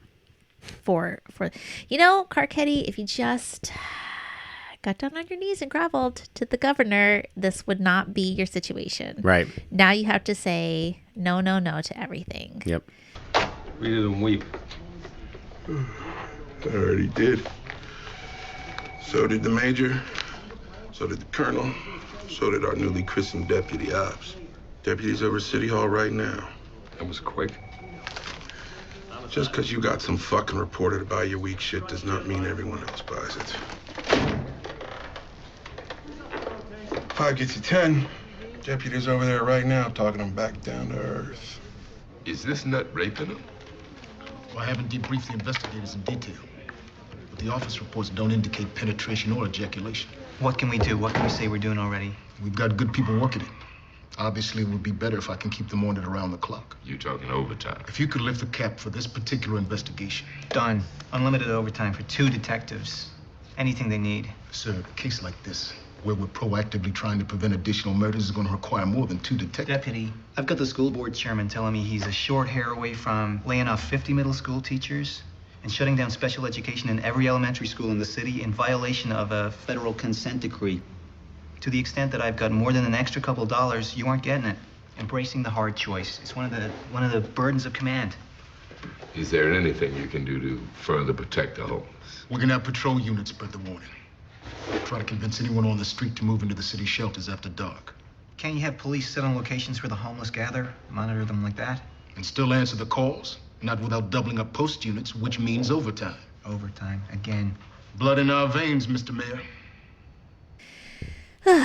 Okay, back at the unit, McNulty is furious that they have only 2 detectives assigned to this high-profile case, even if they have unlimited overtime.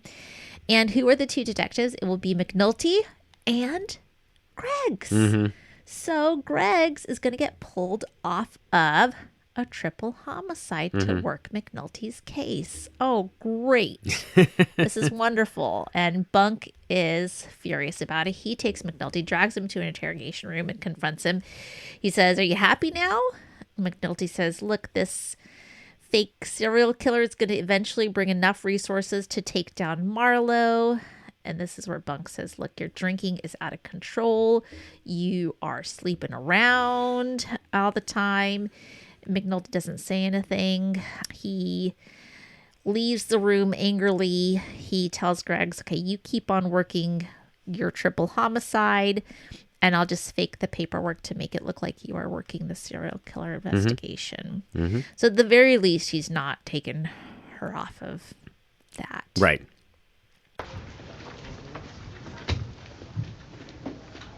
Do you even see how fucking wrong you are? Do you even see it? They're gonna pay for this case, Bunk. This is just the beginning. Pay for what case? You just took a real detective off a real case behind your bullshit. Well, I'll fix that. But eventually, these motherfuckers are gonna pay out enough for us to do Marlowe Stanfield. Just watch and learn. You've lost your fucking mind. Jimmy, look at you. Half lit every third night, dead drunk every second. Nut deep in random pussy.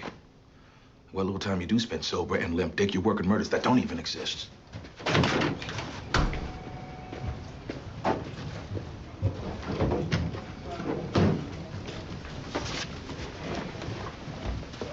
Take the OT and work the hell out of your triple. Don't worry about your office reports. I'll cover you for the bosses. What the fuck is going on? Just work your triple. I'll cover every hour of it from my case file.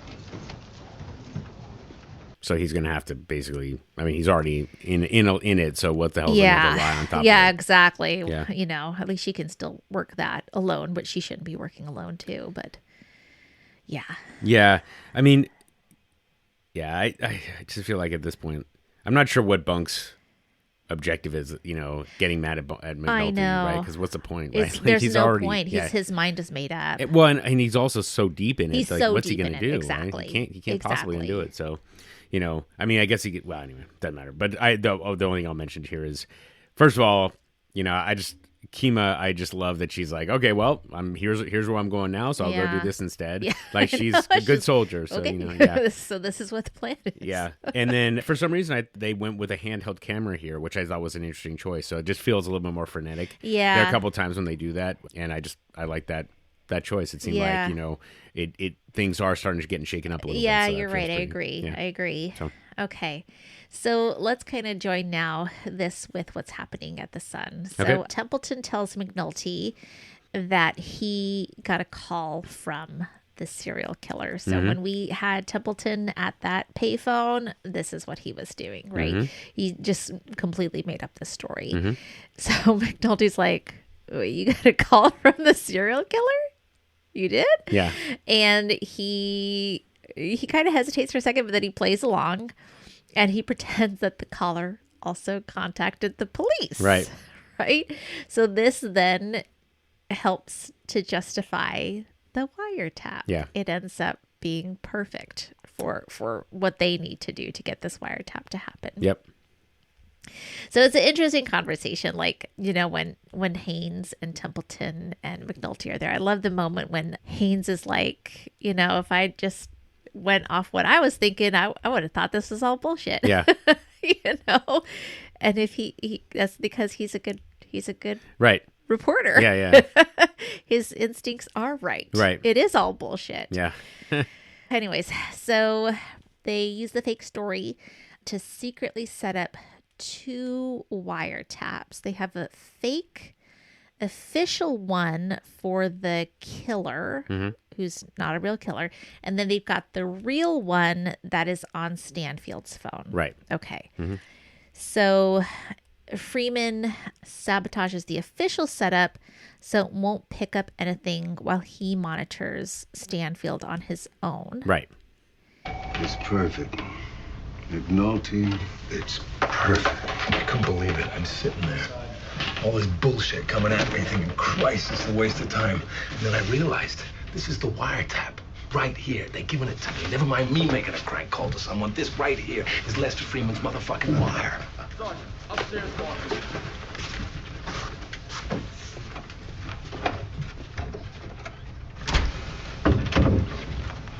What if they check this?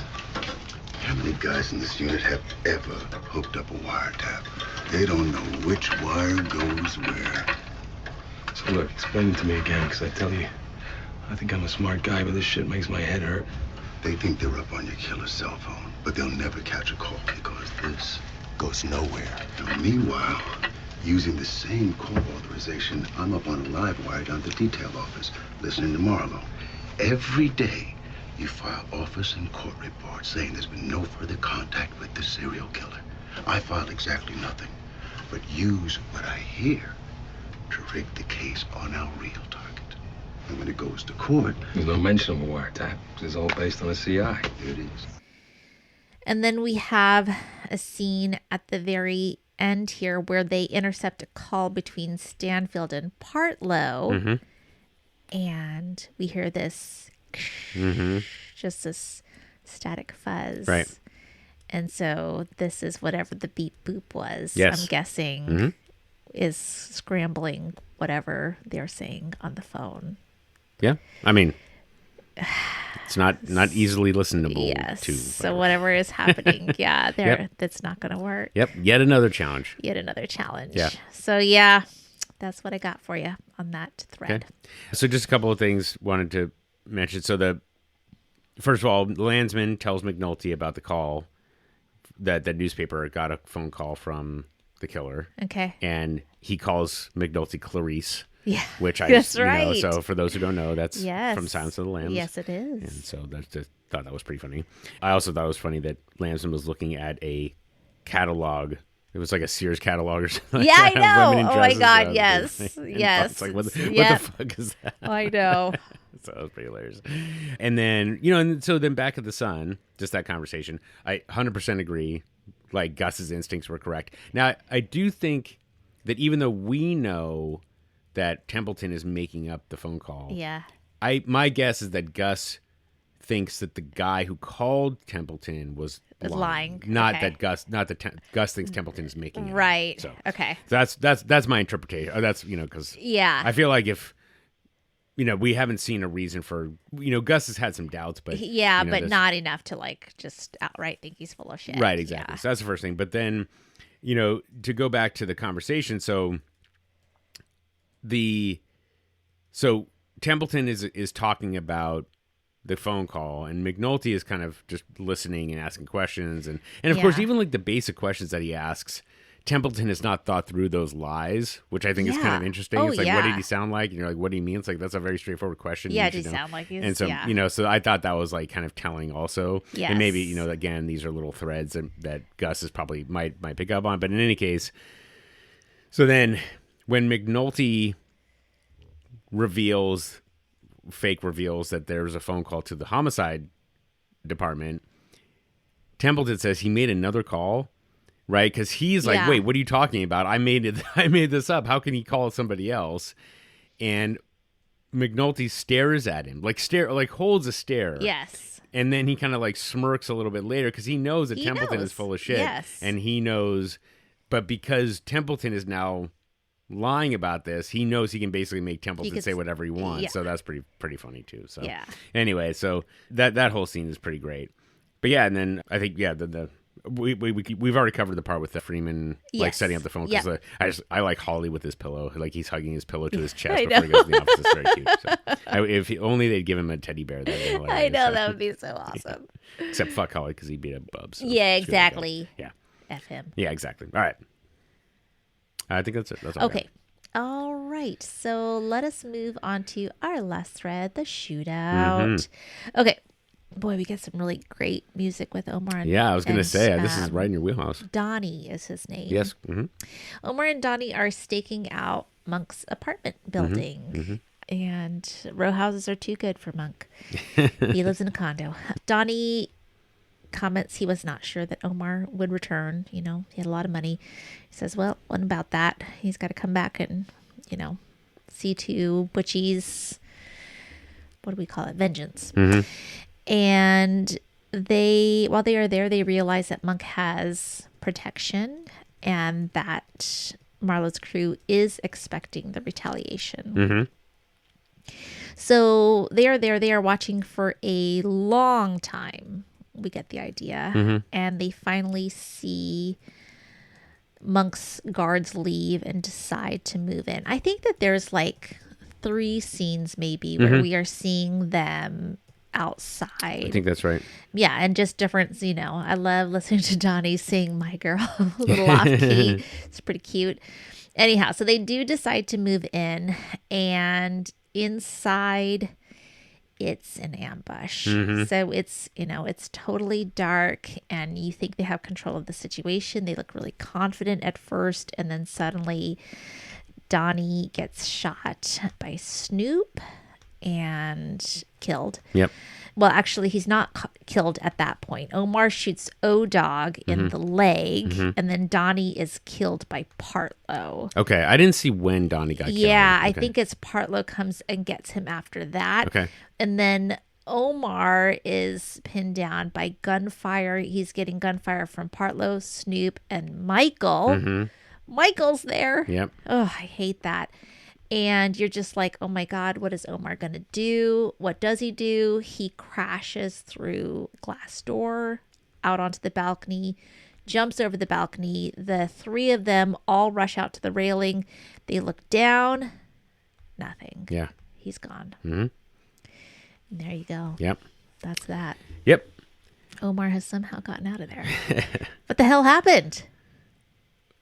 I don't know. Okay. I mean, all we know is what we know. All we know is what we know. Yeah. So got I promise you we'll find out soon enough. Okay. So I'll let you go so you can. Okay. Is he hiding like Spider-Man style underneath the balcony? No, just kidding. I mean, would you put it past him, really? No, I wouldn't. He's got a grappling hook. I would or whatever. not, yeah. He shot up like Batman.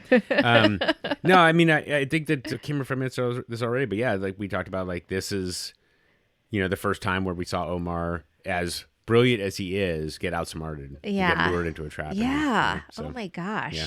Did not expect it. No, but and that's it. So so just one little nitpick is that when you look back at like the gun, the bullet holes being shot into the wall, right by Omar's head, like that's pretty bad CGI. I felt like, yeah, I would agree with you. Yeah.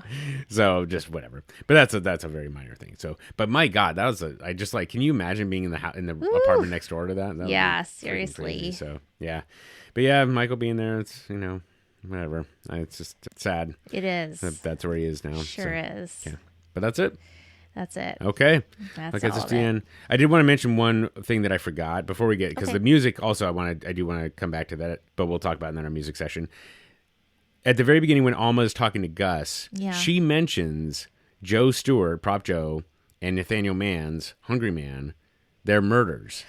Oh my God, I missed that. Yeah. Okay. And so, I totally missed that somehow. And whereas when Gus read Jeff Price's report from the city council, he picked up Fat-Faced Rick right away and, started this whole thing that got Nerys into the newspaper. Okay. He did not pick up on Joe Stewart or Nathaniel Mann's, which is just kind of interesting. Okay. That, Gus doesn't know everything. He doesn't know every drug dealer in the, in the world or whatever. And Joe Stewart, Prop Joe, always tried to be like, he doesn't want anybody to know his name, essentially. And he was, it seemed like, effective at doing that. So that's kind of interesting. So I just wanted, those two things are just a little tying the bow for those two guys. Okay, so let's get into some of the music. Okay. So In Time by Sly and the Family Stone is when Dennis is talking to Duquan in the gym. Oh, really? Yeah, so Sly and the Family Stone. Mm-hmm. So I guess in time, Duquan will find his way in time, possibly. Yeah, I like that. You probably, being a child of the 80s as I am, everybody wants to rule the world. Yeah. Tears for Fears, when McNulty is talking to the reporters. That's pretty much on the nose. So there you go. Yeah. Shoot. I have Party Like a Rock Star by the Shop Boys, but I somehow forgot where that... Oh, you know what? That is when they are in Vincent's rim shop. So okay. I don't know. I guess I feel like that's kind of funny. It's a little bit ironic that they're Party Like a Rock Star and they're all just sitting around eating Chinese food. Yeah. Okay. Just waiting out basically someone to come I guess I can kind of see try to kill them. So Beyond the Fields We Know by Dead Meadows, McNulty's with his sons, which we talked about Dead Meadow already. Okay, let's talk about the Omar Stakeout. So in order, Just My Imagination by The Temptations is the one that Donnie is singing. That's what it was. Yeah. I said My Girl, but it's not. Yeah. Yeah, I knew you had it, but because it's I said to myself, and I was anyway. So I'm such a lucky guy. So anything, any of these songs, it seems like you've got direct connection, or just... I just love oldies. Okay, so there you go. Okay, I just love old music. All right. And then Just Out of Reach by Joe Tex. So that one feels a little bit more on the nose. And then My Girl Has Gone by Smokey Robinson and the Miracles. I believe that's the one where Omar asks, is that Eddie Cantor? Oh, okay. So I'm not, that name sounds familiar, but I can't Eddie place it. Cantor? I don't know. Yeah. Let's see. I have to imagine. Cantor songs. Making Whoopee. Oh, okay. Well, Making Whoopee. Oh, okay.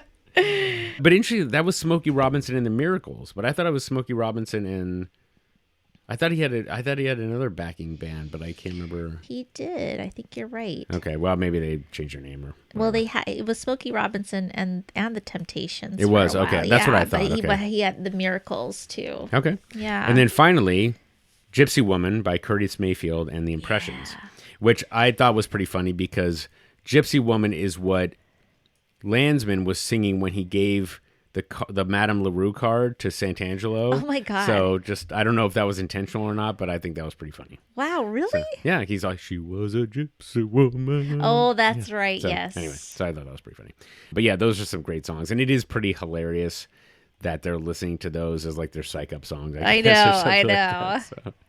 Let's go kill somebody. Yeah, exactly. Okay. Also, there was a moment when they switched on the radio and you heard Clay Davis again talking to some other radio personality, I guess, radio host, and they cut off right when she says she's about to say, "You definitely have my support," but they cut off right in the middle of that, which I thought was pretty funny. Yeah, so I'm not exactly sure why they did that, but anyway. I remember that they did do that. So they're like, this is stupid. So I think it kind of just, maybe it's just a subtle reminder that like the stuff that's happening in the political world, has very little impact on quite a lot of people. Yeah, they just don't care. Yeah, exactly. Just like when McNulty changed the channel before, right? Exactly right. Yeah, exactly. So there you go. Okay, but that gets us through all the music. Okay. So any killer cameos that stood out to you? Oh boy, let me see here. Maybe. I mean, I like the radio show host. Oh gosh, you're right. That's a good one. He was really good. Oh, man, let me find that guy. If I can. But keep going. Let me see here. Who else did I like? Can't think of anybody else. Who do you have? No, that's a good one. I'm annoyed that I missed that one. I had Nathan Levi Boston. Oh, so played by Joe Hansard. Yeah. The appointment homeless man. Appointment, yeah. Played by Arthur Labus. Do you have an appointment? I booked up all of him. Great stuff. Yeah. And then finally, Fran Boyd. This one's important. Okay. Fran Boyd was the nurse at the clinic. And the reason why I want to call her out directly is because she was the partner of the main character of The Corner. Okay. And so she played a role in David Simon's other work that he did. And so she played it, so she got a cameo appearance. So that's cool. And I think she did a great job, and I really liked her. But so anyway, very cool. But Fran Boyd, good job, Fran Boyd. And then by the way, I didn't want to give it away last time, but the reason why I didn't give the homeless guy with the business cards. Yeah, because he was going to come back. So there you go. Yeah, so anyway. That makes sense. Okay, well, let us move on to our Mr. Nuggets life lessons. Alrighty. Anything stand out for you? Let me see here. I mean, so like I did not like that Dukie was so... got beat up sparring and then was just like, what now? Like there was no hope for him because he, after one day in the gym, in the ring, I never saw myself as a younger person as an athletic person, as an aggressive person at all. I am somebody now that does martial arts, that spars, that feels like they can be aggressive. But, I just, sometimes you just gotta stick with something to know whether you can actually be that person or not. You can't just you just got to be a little bit more persistent than that, sure. So for him to just have this small kid wailing on him and just be a what now person, right? And he's like he's not a fighter, but I just, for him to think that he couldn't have any skills in that just didn't seem good. So I guess my life lesson would be just to hang in there for a little longer before you make that sort of a judgment about yourself. I think that's a great point. So you're a teacher. Yeah. Like, how do you help somebody judge when they have potential to keep going, or they should say, this isn't a good fit? Like, I agree with you. Like, after one session, yeah. I mean, like, all of it, like, you have to, I think number one, we have to stop comparing ourselves to other people. We have to compare ourselves to ourselves. So you have to look at your own growth. If you are continuing to grow and change and progress and you're happy with that, awesome, stick with it. If you're not seeing the growth and change and progression that you want to in something that you're doing, then okay, maybe it is time for you to transition to something else. Yeah, that's what I would say. That's a really good point. You'll see with some regularity that it's not beginner's luck, but it's like the growth that happens at the beginning is usually pretty it's pretty steeper, meteoric. Yeah. And so but one session is not enough. So that's a good point. So if you do see some real improvement to start, that indicates a good sign. So and if you don't see improvement within some reasonably short amount of time, that means it's probably good. I like that. That's a good barometer. I never thought about that. That's good. Yeah. Okay. And I get wailed on regularly. By children. By teenagers who just beat the shit out of me. Yeah. And I still go regularly and have a great time. Good for you. Doesn't mean that I I wouldn't get step something you. out I of wouldn't it. step you. That's for sure. Yeah, well, I don't know about that. That's for other reasons. More whiplash from my severe wit. Right. Oh, well, that's true. Yeah. It would never be. I would be cut to pieces before then. So. All right. What about you? What are your lessons? Okay. Sir? I have. Let's see. I'm compensating a little bit less now. So I have 5. Spiros is be reliable. Be reliable. I'm telling you, in life, the more consistent you can be, the better everybody. It's remarkable how far that can take you. I think that's so true. So that's a good one. I just feel like that's as much as the Greeks are completely unethical people in this season series. Yes. just in this. Sorry, these 2 characters, incredible. Okay. They have some good advice there. Michael and Dukie, I had a couple there. Wear ear protection if you're going to fire a gun, for God's sake. For God's My God. sakes. Yeah, just yes. come on, guys. So that's number 1.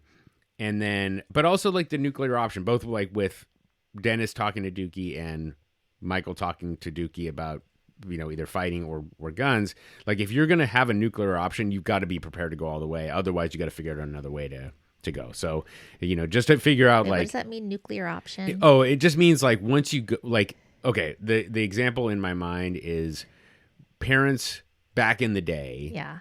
Used to resort to corporal punishment. Okay, yeah. Right? Yeah. And so the point is that if you've got the nuclear option, then you're likely going to go to that right away. So, but of course, we are now parents that do not believe in that. Right. Which means that you have to think of other ways to approach solutions, conflicts, how to resolve conflicts without that. Right. And so the point is that if we threatened corporal punishment, we have to be willing to use it. Yeah. Neither of us would ever be willing to use it, so therefore we can't even threaten it. Right. And so for Dukie, if you want to fight, that's fine, but then you've got to be prepared to fight every time. Yes, exactly. And and you have to be willing to accept that. Whereas if you're not going to fight, which I support that, and certainly obviously not use gun violence, then you got to figure out another way to get around it. And so I actually, sorry, just to think about a little bit more about Kennard. He's like, you think you're all that when, and then, so Dukie turned around when Kennard said that. The way I would have approached it now, with all my years of 49 years behind me, I would have said, yeah, you know what, Kennard, no, I'm not. I couldn't even stand on the corner with you guys. You guys are so much better than me. Right.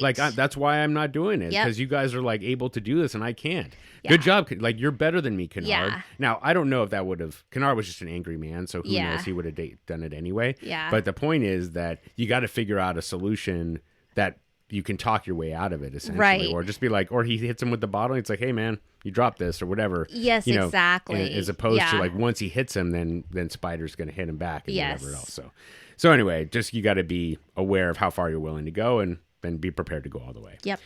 Okay, this one is I'm hoping to have a little bit more dialogue around it. It's not just me monologuing. Elena's comment about Beatty not being a fool. I felt like there's something that I haven't really thought through it in the sense of I'm not exactly sure where the complete thought is, but I feel like there's something about lying where you also are thinking that you're treating the person like a fool. Yeah. You know what I mean? It just feels more insidious and more, it just worse. And it's just lying in general, not a good play, generally speaking. Of course not. There are times when, okay, fine, we can look past it, right? That I've cooked dinner for Ellie and I assume she's lying half the time when she eats it. But anyway. No, Chris is an amazing I'm not fishing. Cook. No, I'm not He's fishing. An amazing I am not. Cook. But so if you were to say, no, I enjoyed the meal, right? Whether if it was true or not, doesn't really make a difference. But appreciate it. I just had to go there because I was fishing I was needed the extra compliment there. But anyway, but then there are times when you can lie to somebody but also kind of in doing so you are disrespecting them. Yes. You know what I mean? Sure. And I feel I don't know, there's something about that. That's where I feel like if you're going in that direction, if you take that step, then you've gone a step further than just unethical. There's something just more. It's this insinuation too, they're stupid because they would believe it. Yes. Yeah. Yes. Right. So it's not just that you lied to them, but it's this belief that they're dumb enough to go for it. Yes, exactly. Yeah, that's it. Yeah, that's it. Right. So like they're a little kid or something. Right. Yeah. Yeah. So anyway, that one stood out to me. So thank you for clarifying that. Also, and then finally, Waylon and Bubs. I've find a guy you can rely on or confide in for your most important things. If you don't have somebody like that in your life, I want to emphasize here, this is not like a bestie. This is not necessarily a bestie in the sense that you might have a best friend, but you don't reveal everything, right? You don't reveal like, what your innermost fears and concerns. Now, some people use a therapist for that, which is fine. I would fully support. But if you've got someone that you can rely on, like, can you imagine who you would take to the clinic to get tested for HIV? I'm not sure I could. Yeah. I mean, like I would if that were ever a situation. I probably would rely on Jordan for that, because he's my boy. But that would be a really tough conversation. Oh, and sure. It's like that would be broaching a subject that I'm not sure. Yeah. But anyway, you know what I mean? Like you need somebody in your life like that. So if you don't, and I also just will say that I think there are a lot of people in your life, whether you might not think so, that will gladly step into that role for you, because most people want to help. Yes. Like most people that care about you want to help you all the way. Yeah. Yep. So, and they won't judge you for it, generally speaking. So, for sure. So that was one. Yeah. So Waylon, always a good dude. But also, and then just the last thing, I loved his comment about dwelling on the past to avoid the present is something we should be aware of. Oh, for sure. So that was something that Bubs is now he's in the middle of it, and he's in the middle of his grieving process. So we need to give him some grace. But it's important for us to, like, how much are we dwelling on the past, thinking that, if we've done this or if we've done that, to avoid where you are in the present. Yeah. So that's, Bubs is, as always, like a shining example of, what people go through and like where their next steps are. And yep. So, yep. All right. That's what I got. Good stuff, okay. Man. Well, all right. I'm just fishing all over the place, and Ellie's just, letting me hook fish left and right. It's great stuff. I'm off to go live my better life now. Okay. All right, Ellie. All right. Well, we will stop lingering on all the great things I've done this episode and move on to the great things Ellie will do, which is your predictions. Okay. What do you got? Okay. So we got Davis. Okay. We got Freeman. We got and McNulty. We've got what else? The newspaper. Okay. Keep going. All right, so I think. All right. So let me see here. Sorry, while you're thinking, I'll stall for you. Okay. Because you already had Marlo will take over the co-op. So Marlo's taking over so we didn't the say co-op. that, so I'm gonna put that on there again. Okay. You already got the Templeton one. Let's see if there's any more that we need to. Okay. But okay, you got anything coming up? All right. So gosh, I still feel like Davis is gonna give up some names. Okay. Mm-hmm. I think Dukie's gonna go find Prez. Okay. I hope. Okay. I think that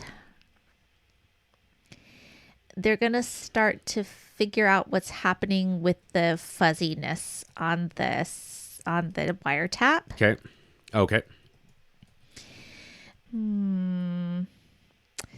I think what is going to happen? How are they going to find Omar? What is Omar going to do? Mm-hmm. Okay, I still think Omar's going to take one of them out. Okay. It's not going to be Monk. Okay. But it's going to be one of them. Okay. And I'm not sure who. Maybe Partlow. Okay. Because now we know Partlow has a family. Oh. Somehow sure. they like show you something like that Sure. so that that they have a little bit more to lose. Yep. I don't know anything like that about any of the others. Mm-hmm. So maybe he takes out Partlow. Okay. And do I have anything else here? What else do I need to say? Anything? Oh, so you got Davis. Oh, the paper? Yeah. Anything on the paper?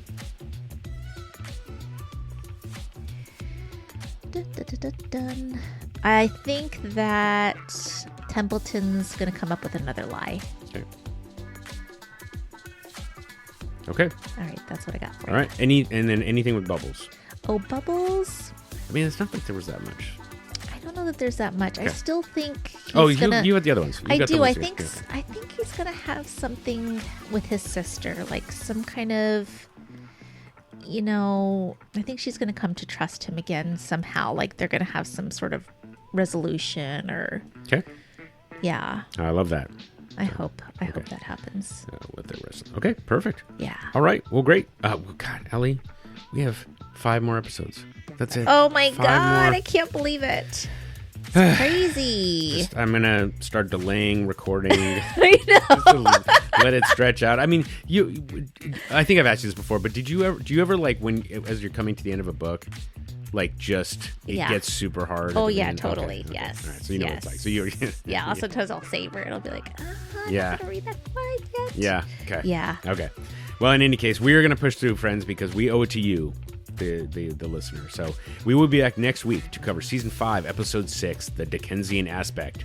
This is our first, I think, non-newspaper related episode title. Oh, okay. I think so. Okay. But even though Whiting himself talked about it. Yes. In any case, we will be back next week. But Ellie, until then, thank you as always for a terrific episode. Thank you, Chris. And we will see you all next week. Bye, everybody. The Wired and Rewired podcast is Ellie Peterson and me, Chris Aronchek. Our theme song is Nice Vibes by Neon Beach. Want to holler at us? You can email us at wiredandrewired@gmail.com or hit us on the burner at 240-488-0060 to leave us a voicemail. We're Wired and Rewired on all the socials. And of course, if you like the show, please give us a rating and review on iTunes, Spotify, or wherever you get your podcasts. It helps other Wire fans discover the show. And until next time. Oh, it's so pissy. We're actually paying overtime for this.